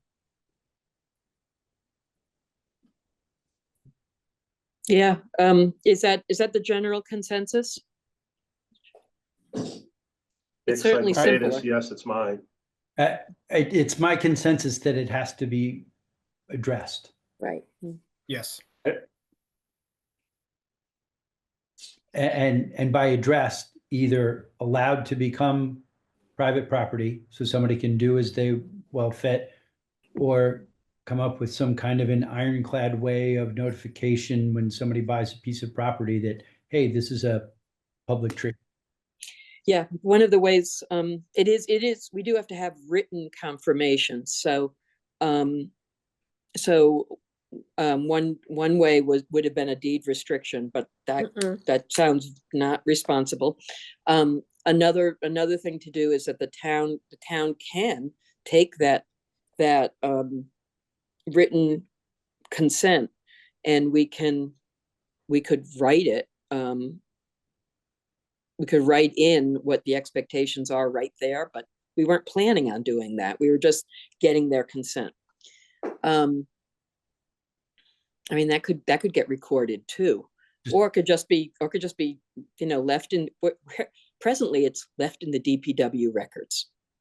And setback trees have been planted before, and supposedly it's in DPW records, although Tim Barber is very candid to say he doesn't know that where those records would be kept. So You're gonna get some. I'm not sure how to address it. You're gonna get some spoilage. There's no way 100% of the trees that are planted are gonna survive 100 years. Right. There'll be some spoilage. We could drive ourselves crazy. I agree 110% with Margaret that there's no deed restriction. We're not doing anything of that magnitude. That would be irresponsible to do something like that. And real estate 101. If you plant corn, it goes with the owner Right. that planted it. If you plant a tree, it goes with the property. It becomes part of the property. That's all there is to it. There's, we are gonna have some spoilage. Fixtures. Yeah, this is permanent. A tree is permanent. It's part of the property. Yes, the next neighbor, the next owner may come along and say, I hate that maple tree, and rip it out of the ground. You hope he Right. replants it with a cherry tree because that's what he likes. But he may just say, I don't like a tree there. I want to be able to see the road from my front door, and take it out. But I would not say, I would say that there's going to be a small percentage that won't survive. So are you comfortable with it being outside of the bylaw, that it's something that's described in a policy or a tree manual, that's not codified in the bylaw itself, recognizing that any regulations that come off of this bylaw, we acknowledge that any regulations would go through the the Board of Public Works, because that's where this bylaw is going to get implemented, and actually have to get approved by the state law. They actually have to get approved at the select board. So we'd bring the recommendation there. So if it were a regulation, we would go up through the select board. Otherwise, it would probably just be a written policy that gets discussed and voted at the Board of Public Works. Is that kind of flexibility okay with you? Or would you like to have it addressed now in the bylaw? I would like it addressed now in the bylaw. I'm not, not one of these people that, like our politicians that have 5,000 pages and say, let's sign it and read it later. I would like it in the bylaw so everybody understands it now. That's Mr. my Chair- opinion. Sorry, Margaret. That's okay. Mr. Chair, can I make a comment? Please.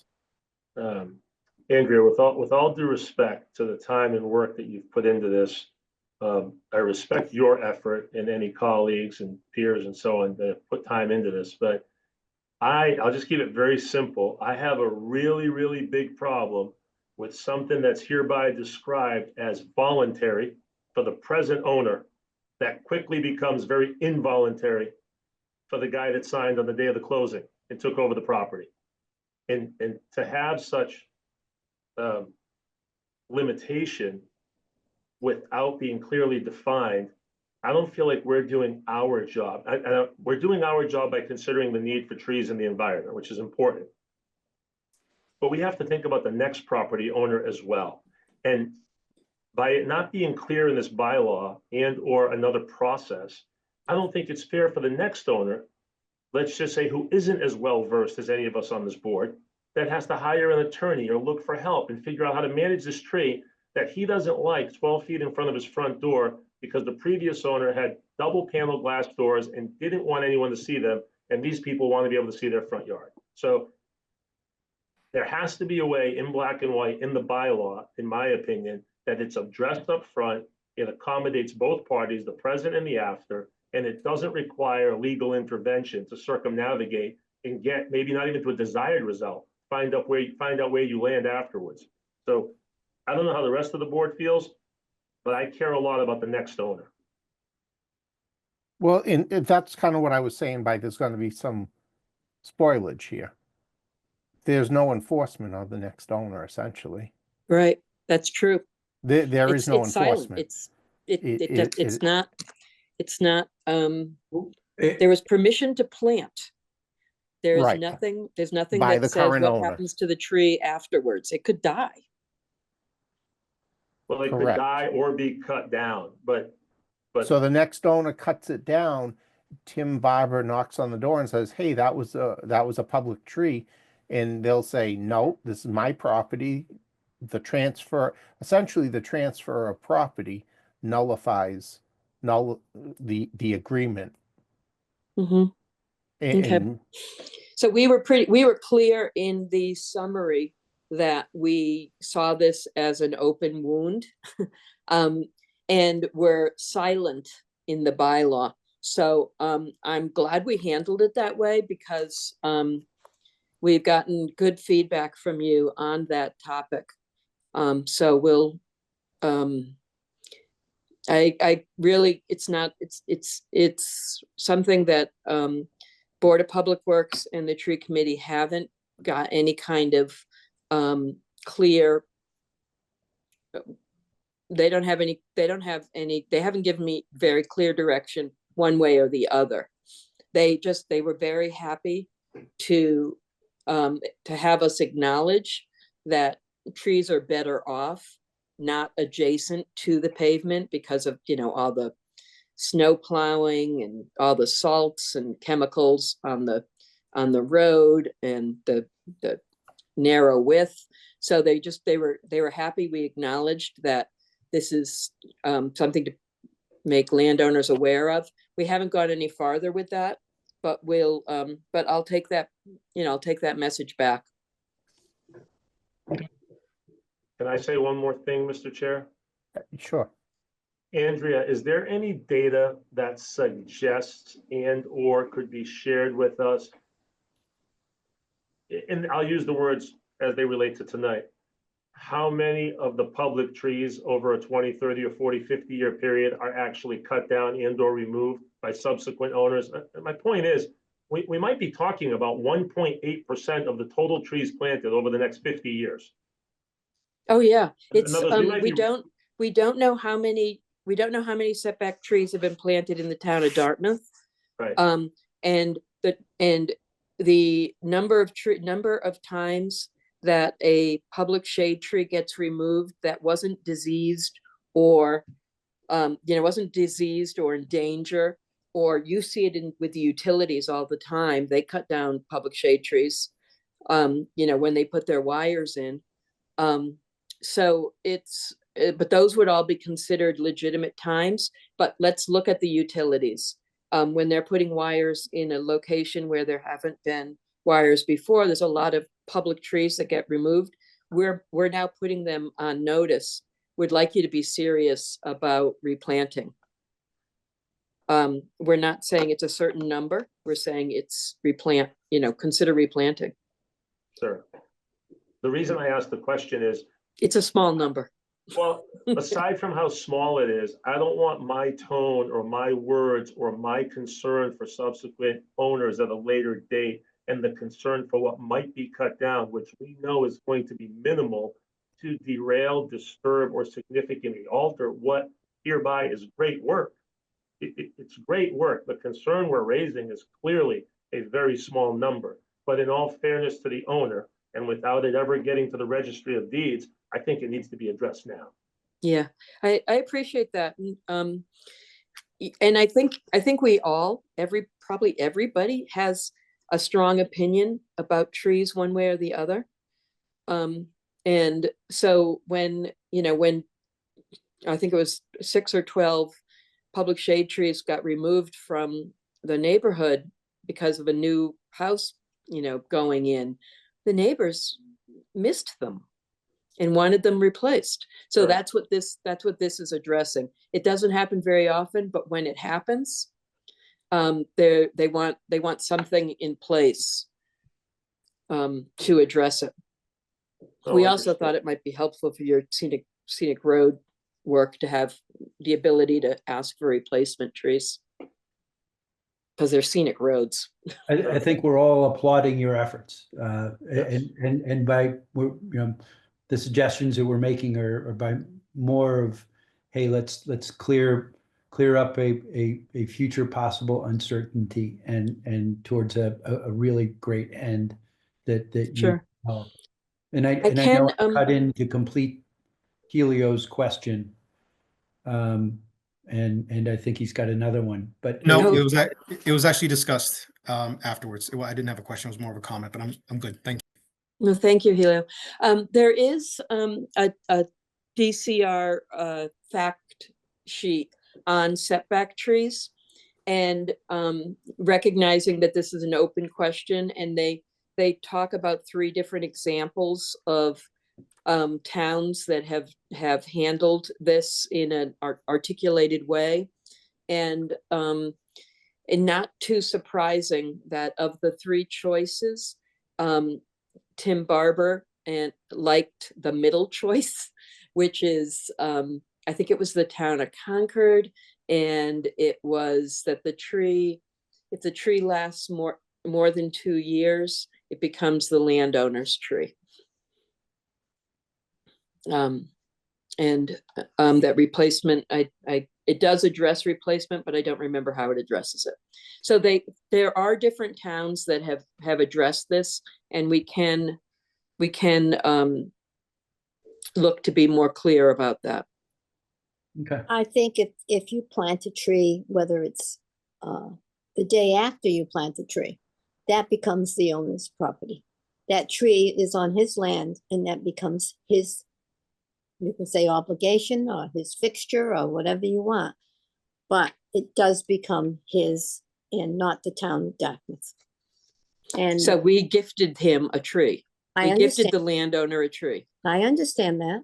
You gifted him a tree, You asked them, you knocked on the door, you wrote a letter to all of us, Mhm. which is very wonderful because I get one from the National Arbor Society or whatever about trees, and I usually get 10 little sticks, okay?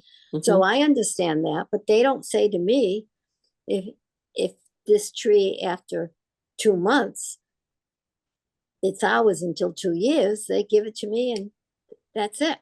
So I think the same thing has to be in Dartmouth. If you give someone a tree, it's their tree. Yeah. Yeah, I feel very strongly about that. Okay, I mean, maybe we can go, maybe we can, maybe we'll find out if town council has an opinion on it too, because, I mean, I from my perspective, it's like, it's town money being spent, and we get the benefit if if we, the town, get a benefit when the tree grows, it will perform all the functions of a tree for the community. It'll shade the road, it'll take care of some stormwater, it'll it'll sequester carbon, it'll do all these wonderful things for the town, including maintaining the character of Dartmouth. And so we the town benefit, but I don't, if it's okay to put public money on private land, then great. Andrea, Then can I don't- make then a don't- It comment? is simpler. I understand it's Yeah. simpler. Andrea, Mr. Chair, can I speak for a moment? Yes, please. In my opinion, there are many ways to improve the town with greenscape on public property, medians and roads, etc., before you kindly put a tree on my property and take some control over my property in writing while I still own it. Yeah. Listen, I'll never not be transparent because I'm going to go to bed tonight, kiss my wife goodnight, and know that I was honest with you. Mm-hmm. I don't think taking an act of some control, rather it be temporary, 24 months, or until a tree dies in 103 years on someone's property, justifies the fact that the town has some governing body over that private property because of a living tree. I feel like it's a stretch. I feel like your work is great, but I feel like the language is a stretch. And I want to help, and I think the environment matters, but so do property owners that are paying taxes and want to do something with their property. And we just have to be extremely respectful of your work and very thoughtful of the implication of it. And it's not sitting great with me, similar to Margaret's concerns from that perspective. And I feel bad to share that with you, but I would rather you hear it now than in 6 months when we're voting on something and you said, I wish I would have known that sooner. Yeah, no, that's, I definitely, and as Kevin said, you've really, we've gotten down to a small issue, based on you seeing the bylaw in its full form. So I appreciate that. I just can't answer the question. What I'm looking to do is see if I can, if you're at all interested, I can send that DCR setback tree fact sheet, and you could see different ways that it's been handled.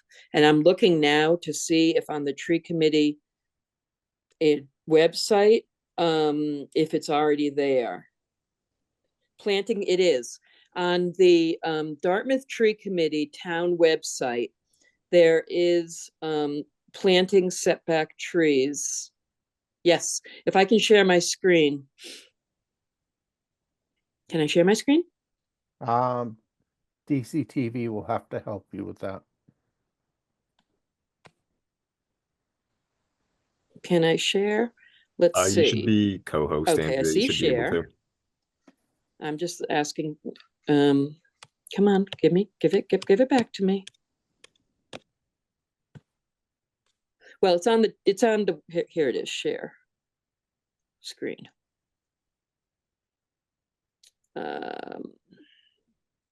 Well, that's not it. I'm on an iPad. I don't think I'm getting the ability to do it. Anyways, the DCR, the Department of, sorry, the DCR fact sheet is on the Dartmouth Tree Committee website. And it's a fact sheet that I was talking about. And it talks about setback trees, why do it, and then how it's handled in different communities. And they give 4 different choices of how it's handled in different communities. And so we can look at this and we can come up with a working practice. And if it's something you'd like to see in the bylaw, we can address it in the bylaw. If you take a look at this fact sheet, it's only, 1 page, 2-sided. It's not, there's a lot of variation in how it's handled, and it's not as straightforward as as some people think. Can I ask you one more question? Sure. Andrea? What is the meaning of a tree to you and all that have worked on this in comparison to the words privet and arborvitae? Is a tree much more meaningful? Oh, yeah. Yeah, it is, because a public shade tree is defined. And so it does speak about you can look at the width of the trunk to recognize the difference between an arborvitae and, well, maybe not an arborvitae, but a privet hedge. Sure. But an arborvitae is a tree. So it doesn't matter what kind of tree it is. But trees as opposed to shrubs have a longer growing season, a longer growing period, and just perform more community functions than a shrub does. The reason I asked, I'm well aware of the difference between privet and arborvitae, but I was asking more on the technical or strategic level.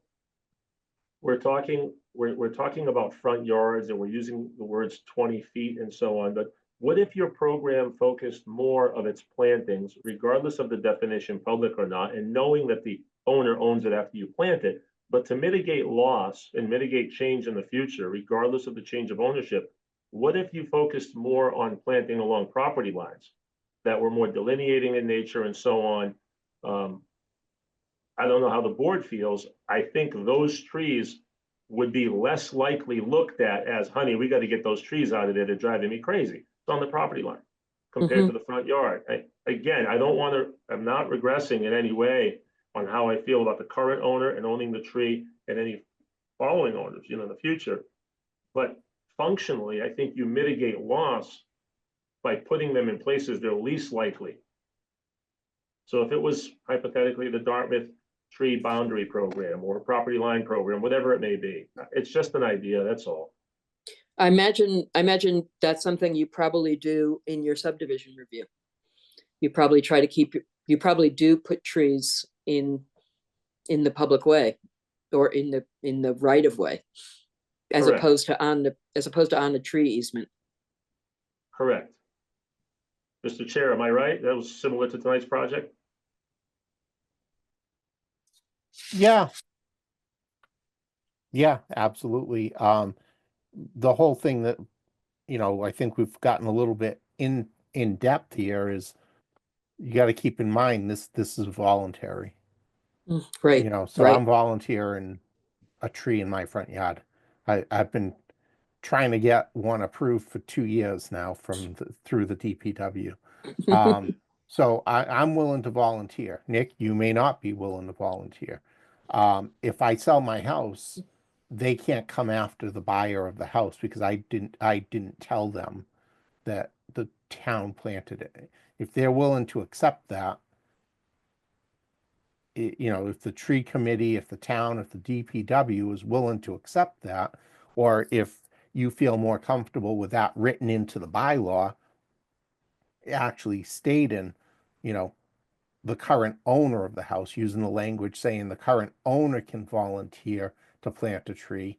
The commitment is non-transferable, if you would, if that makes you feel more comfortable, we could ask that they word it like that. I think the wording needs to be that the moment the tree Right. is planted, it is no longer associated, controlled, owned, and or governed by the town that planted it. I don't agree with that at all. I think if I voluntarily say, yes, I will, it's a contract.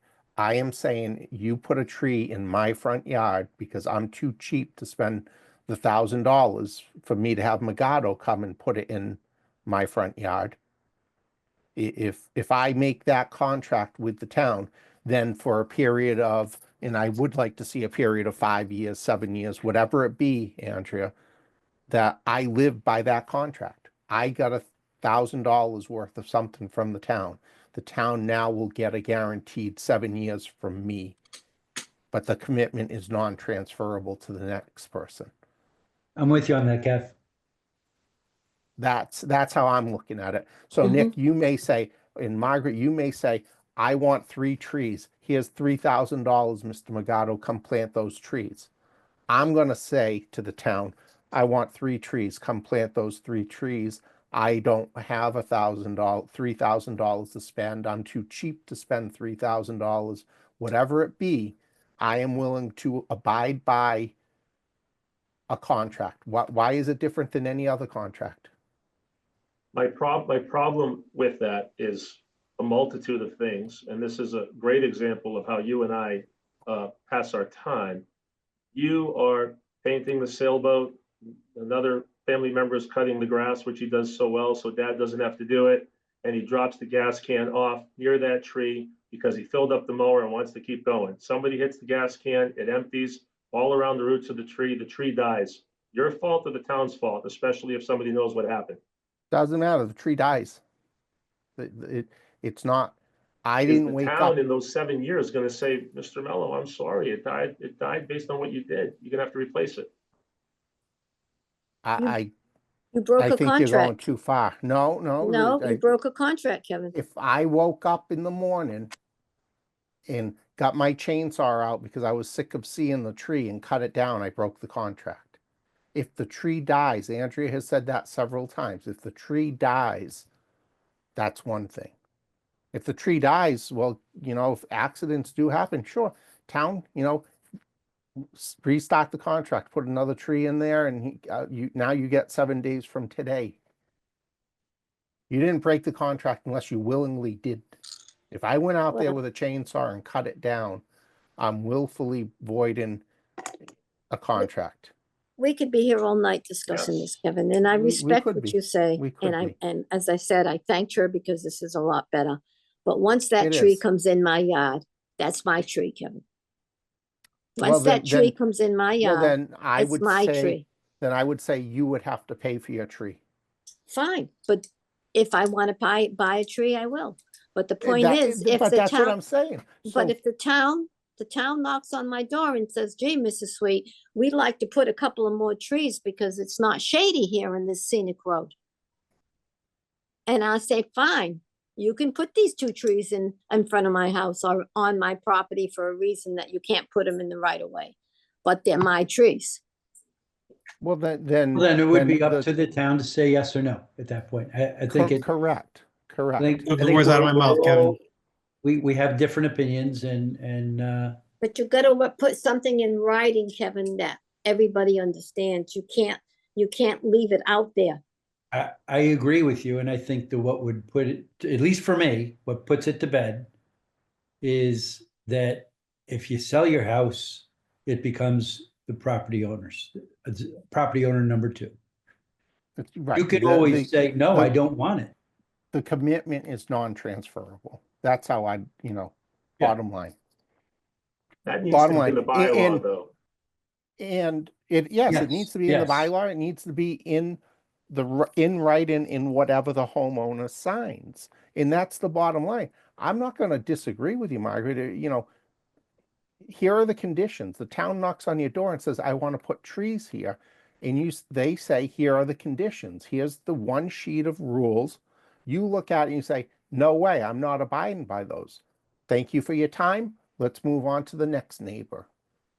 If you really want the trees there, then you could decide to call Magado or whoever you choose to put the trees there. Here are the terms of the trees. Do you abide by them? Yes or no? That's Yeah. free will. That's, you have the choice to do that.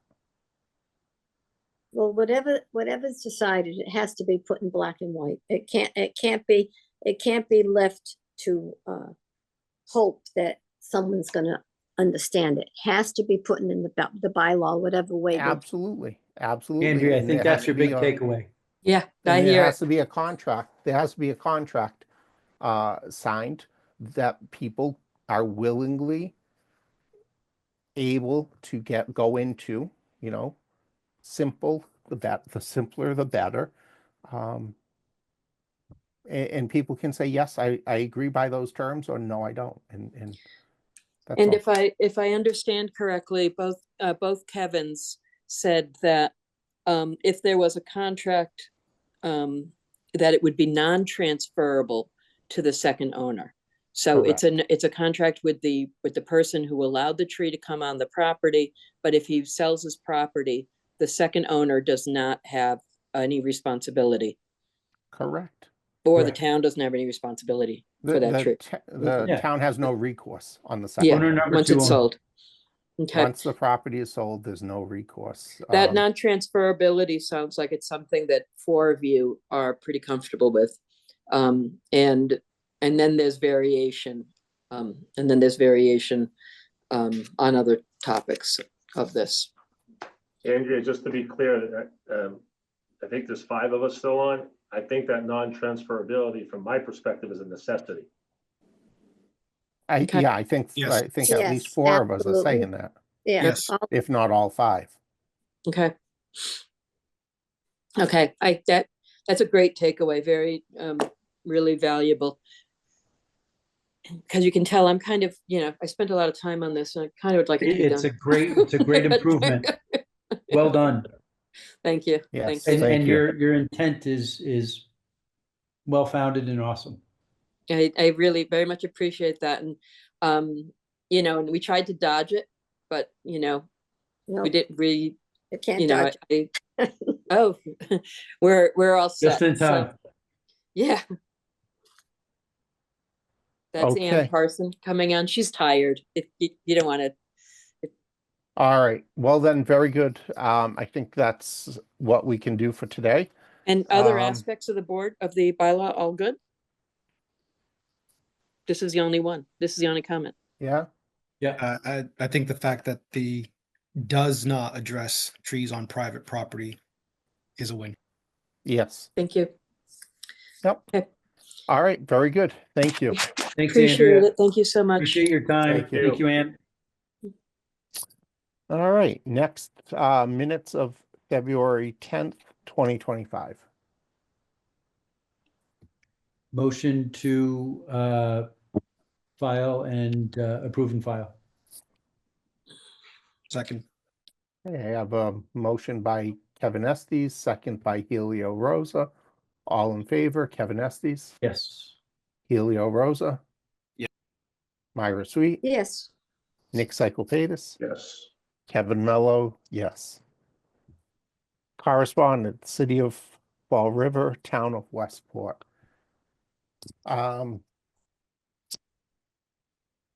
Any questions? We had an abutter notice and ZBA. Motion made to Acknowledge. accept and file.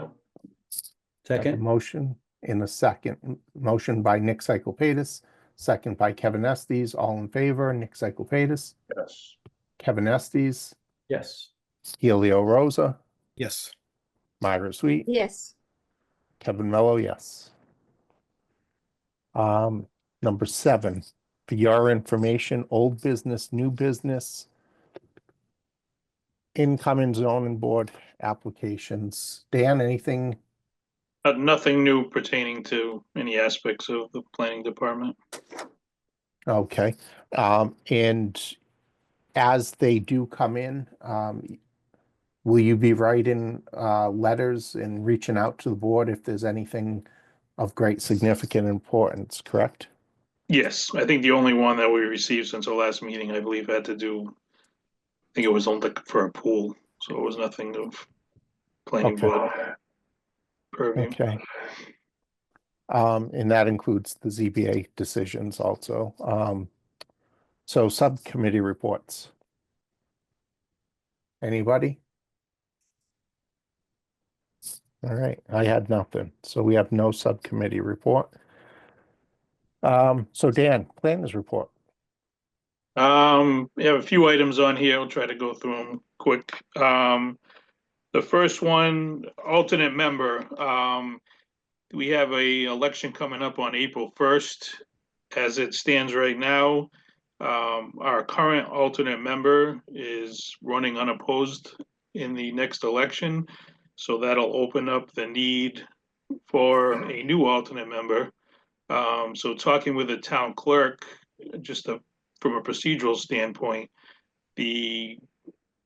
why I'm bringing up before you today is it's usually a board discussion. So if any board members have somebody that might be interested as sitting as an alternate member, gives them a little time to reach out to them, see if they might have any interest in doing that. Then the board would recommendation to the select board, and then the select board would appoint the alternate member. So I think this gives us a little bit of time, not too much time, but a little bit of time for all the board members to think about if they have any potential alternate members that they might have an interest in filling that position for the town.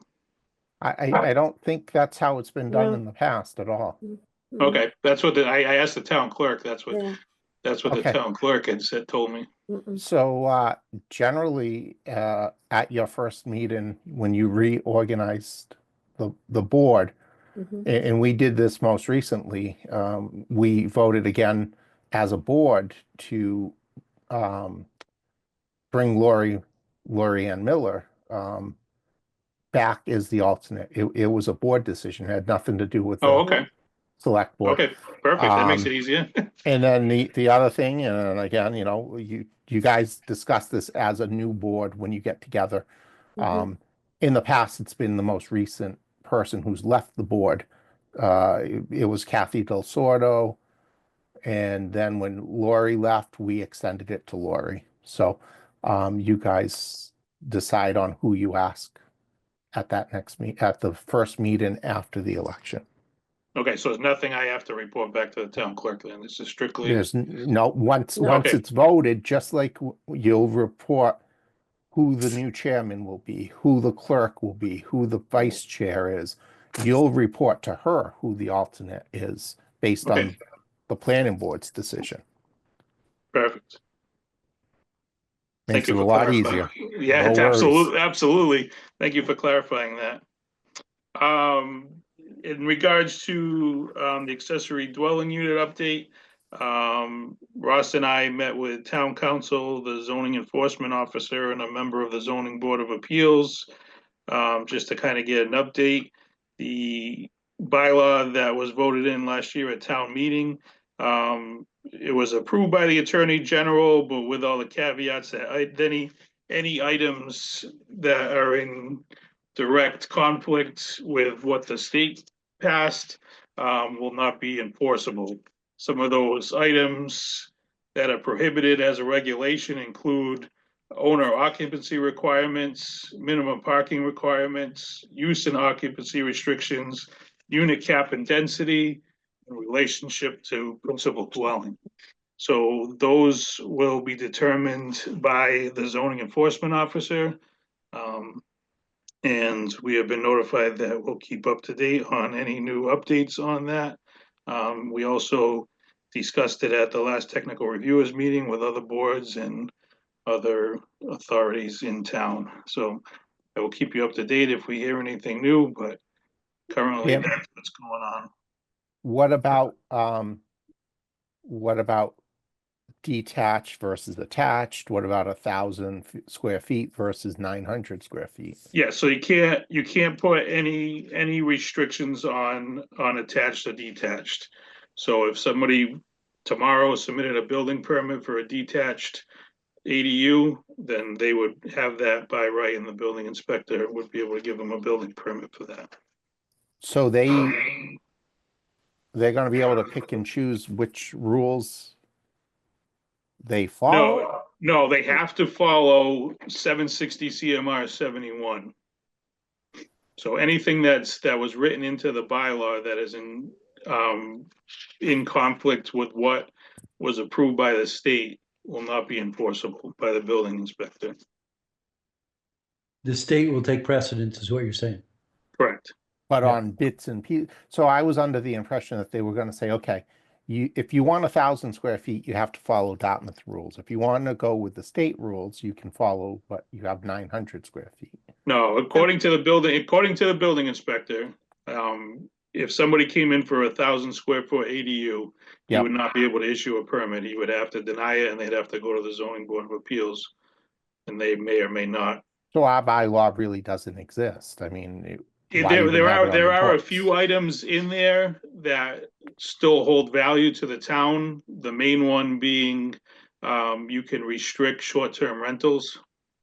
So that was mentioned to me that that's a reason to keep the bylaw until we get some more information on what's going on with this.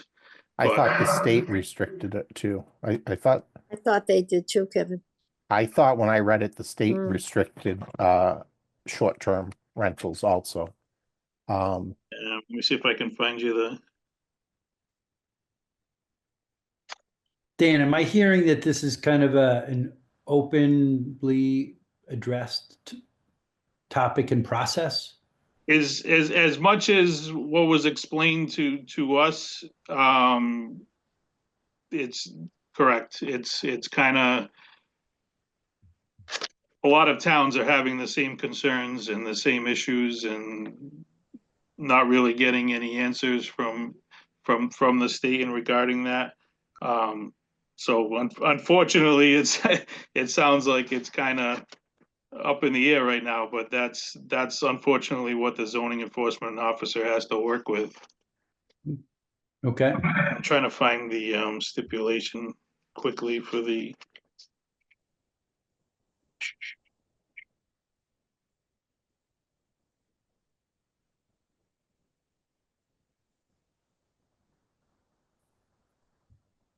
Sounds like he who has the pen when it comes to the permit is. Well, and that's kind of what town council referred to, like if there are any issues, any definitions that this approving authority, which is the Executive Office of Housing and Livable Communities, they basically have the ability to change definitions if there is any basically pushback from towns. While we're waiting, our I can't, bylaw, I don't see it off the top of my head. I can send something out to the board tomorrow, for where it is written into that. Or see if I can get something from the zoning enforcement officer for that. I don't wanna hold up for where Okay. that was written. But he did clearly state, Ross, do you remember what he specifically said on that? But I do know that was a big thing of why we should keep the bylaw in place, even though a lot of it can't be enforced. And I remember him saying specifically that one of them was that they can restrict short-term rentals. Yeah, I remember that as well, and I remember also he mentioned it can prevent condoization. I know there was that one too, and then maybe something about driveways. Oh, condo, okay, that's a good one. Yep, It can work to prevent that. prevent it, right, with the bylaw, If I'm remembering correctly, I took notes Okay. on this meeting. I can distribute. okay. Yeah, so yeah, we can get that to you, to the board tomorrow. So basically, at this point, the board should not take any action one way or another. That's the impression I got. It's kind of a, Okay. let's wait and see, don't wanna try to have a quick solution to this and then find out 6 months from now, yes, you could have done X, Y, and Z. Let's Correct. try to see how this kind of plays out a little bit before we before Right. we rush to amend these. Ask a quick question. Sure. Aside from me understanding everything that was said, I don't understand one thing. Somebody applies tomorrow. Can they apply with the guidelines that our bylaw defines and get a permit? Or can they follow the state's definition of an ADU and guidelines and get a permit, or neither? They can apply anything that the state has for regulations, 900 square feet. Can't limit the number of bedrooms, can't limit owner occupancy, can't limit attached, can't require 2 parking spaces. So anything that's in there, To approve that? yes. He can issue that building permit tomorrow. There have been a lot of people that have talking to the building inspector. There's been a lot of people that have come in asking questions. He hasn't seen actual permits submitted yet. So we're still kind of in a wait and see what's going to be coming in, but it sounds like there's a lot of interest out there for these ADUs. We just haven't seen the permits yet to start to get a gauge of what's going to be coming That's before why we made them. Right. That's good news. At least that Yes. bit's good news. Just a Yes. little bit of uncertainty from the state. Correct. Well, I think maybe, I don't know when these people are coming in, but I think a lot of these people may be coming in after they've read Maura Healy's definition of an ADU. Well, there's a lot of regulations coming down she's proposing coming down the Right. pipeline that are going to have a drastic impact on how Right. housing is determined in the state of Massachusetts. None of it's written like this 760 CMR 71 yet, but there's a lot of dramatic changes proposed. It's also not uncommon when you have two regulations that compete with each other or override each other. That just happens in all industry. Right, It's up to the professionals to kind of decipher it all. Yeah, and they've had a few supposedly Q&As, but it was kind of like the questions were pre-picked and no follow-up questions were kind of been able to be asked. So unfortunately, we just don't have a lot of answers as of today. So that's what we're looking at from the ADU standpoint. I'll make sure we get those notes out to the board tomorrow. Thank you, Dan. Very good. Thank you. And thank you, Ross. Yeah, thank you both. Okay. So Dan, are you all set? Nope, a few more. I was just giving one last hope to see if I could find it quick, but I didn't. Enrique, we haven't had a meeting since we heard 411 Fons Corner Road, which was application PSPR 2416, the auto body dealership on Fons Corner Road.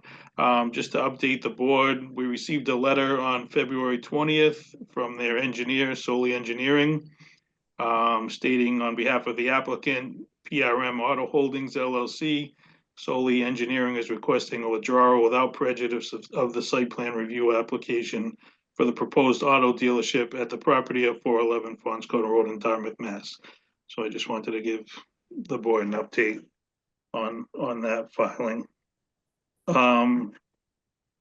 Another significant issue that we kind of need to address, the Zoom meeting to allow for remote meetings expires at the end of the month.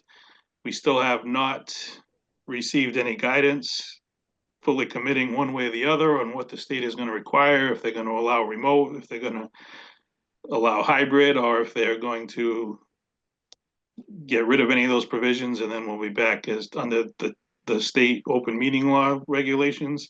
It's kind of important because if we get a file in tomorrow, we'll be advertising for a special permit or a subdivision. We'll be advertising for a public hearing that'll take place after the March 31st deadline.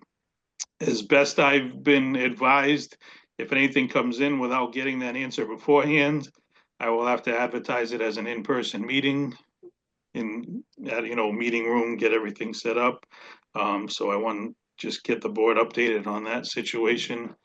I've only been here for a little while. We've been remote for the few meetings I've been here.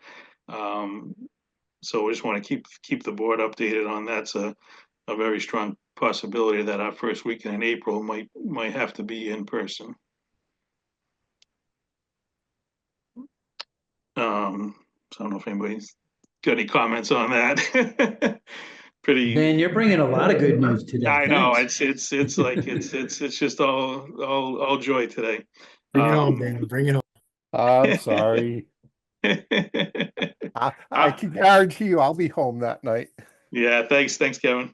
Oh, No no. worries. Moving on, we had a applicant come in, they had been before a technical reviewers meeting, back in early 2024 for an over 55, housing proposal. It would be under a special permit on Route 6 in a general business district. This one's a little different.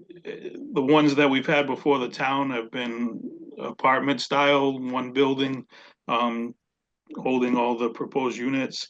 This is set up more of as an access road with duplexes and single standalone house lots on it.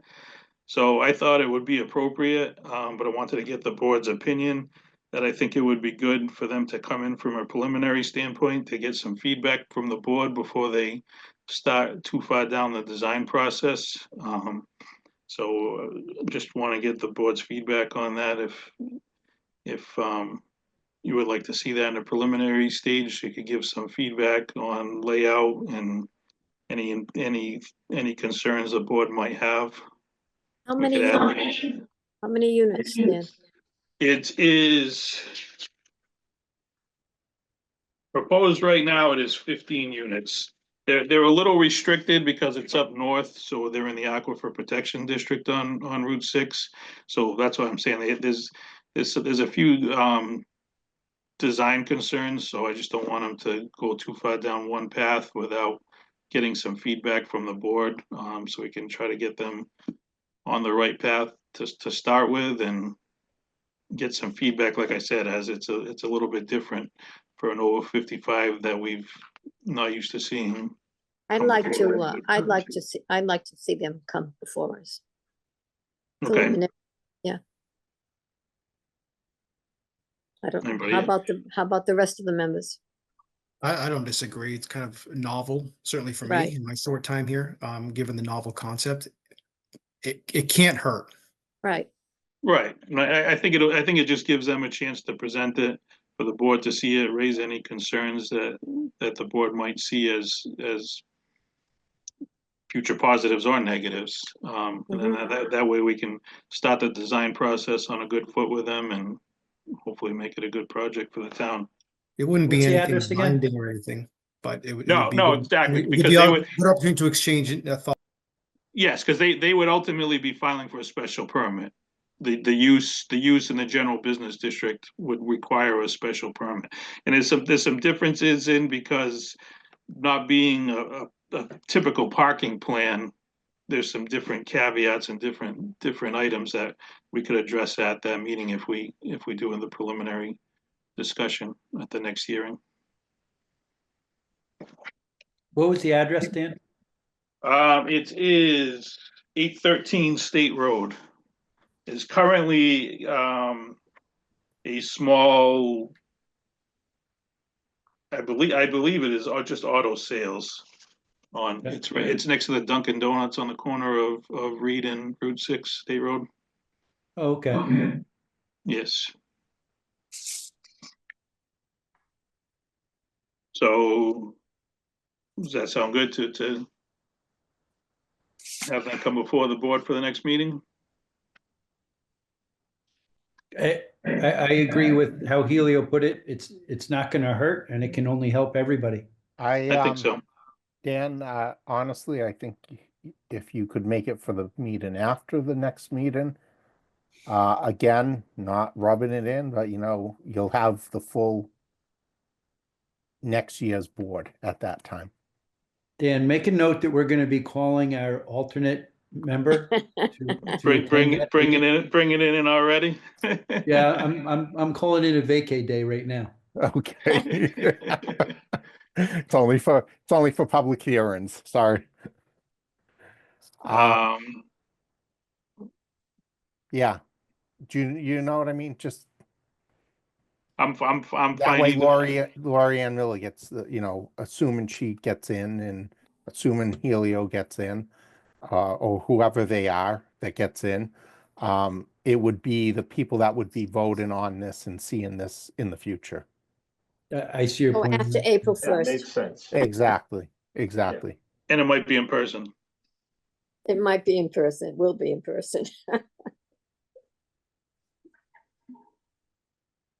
Okay, I will let the engineer know that tomorrow as well. Just to be fair, Dan, Kevin's got the right logic. No, I agree. Sounds good. So we'll look for the first meeting in April. Yeah. The next meeting is going to be historically short, even shorter than Kevin's meeting. I don't know, 27 minutes. Yeah, I don't think you'd be in I that. don't think you're gonna beat that. I don't think anybody's gonna beat that. I've been doing this for Right. almost 30 years, and I don't think I've ever had a meeting that quick in my life. Right. Neither of any of us. We're gonna lock Don't up the worry. office for a week. Nobody can come in. There's no There you go. agenda. There you go. We're making up for it. We're good. All right. Last thing. I received an email from Chris Vitale, the Assistant Town Administrator, looking for a board member to be a representative on a new housing production plan stakeholder committee. Me being new to this department, I don't know if any of the current board members had any involvement with this the last time. I think it was 2018 was the last time this was discussed. This is a program that the town does with Serped. So Mr. Vitale is looking for a board member to volunteer to be a part of this committee. The committee would consist of one select board member, one planning board member, two community preservation committee members, member of the Dartmouth Housing Authority Board, the town administrator or staff representative, the director of planning, the director of public health, and the council on aging director. Just a brief purpose of the committee. Committee is charged with providing critical input and guidance in the development of the housing production plan and to assist in identifying potential projects to be undertaken over the next 5 years. I don't know. They're looking to have their first meeting scheduled this month because I have a feeling the next comment is going to be wait till the April meeting. But they were hoping to have a meeting this month, so I don't know. I nominate Margaret. I don't. The only, I would say that would be fine, Margaret. I just don't know because there's two community preservation committee representatives that are going to be on it too. So I don't know how that works with. Well, I'm on that too, so. Yes, exactly. So I don't know how that works with if you have too many members on at one meeting, but. Have they proposed, excuse me, have they suggested when they will meet? All he said was we hope to have our first meeting scheduled for sometime this month. At your convenience, please email me with the name of the member who will be participating. Those meetings generally are held during business hours at town hall, correct? Well, during business hours? Generally, when they have all the department heads, they don't want to pay Okay. overtime. I just from past experience, I think that's what they would do. I don't know, I wasn't on the planet. Maybe Dan, maybe you can get some more information and let us Sure. know. So when meeting, what time of day? Yeah, when are they gonna Yeah, are they gonna meet at please. 10 a.m. or Right. 7 p.m.? Because that will Just- make a difference for a lot of people. And Correct. is it live or virtual?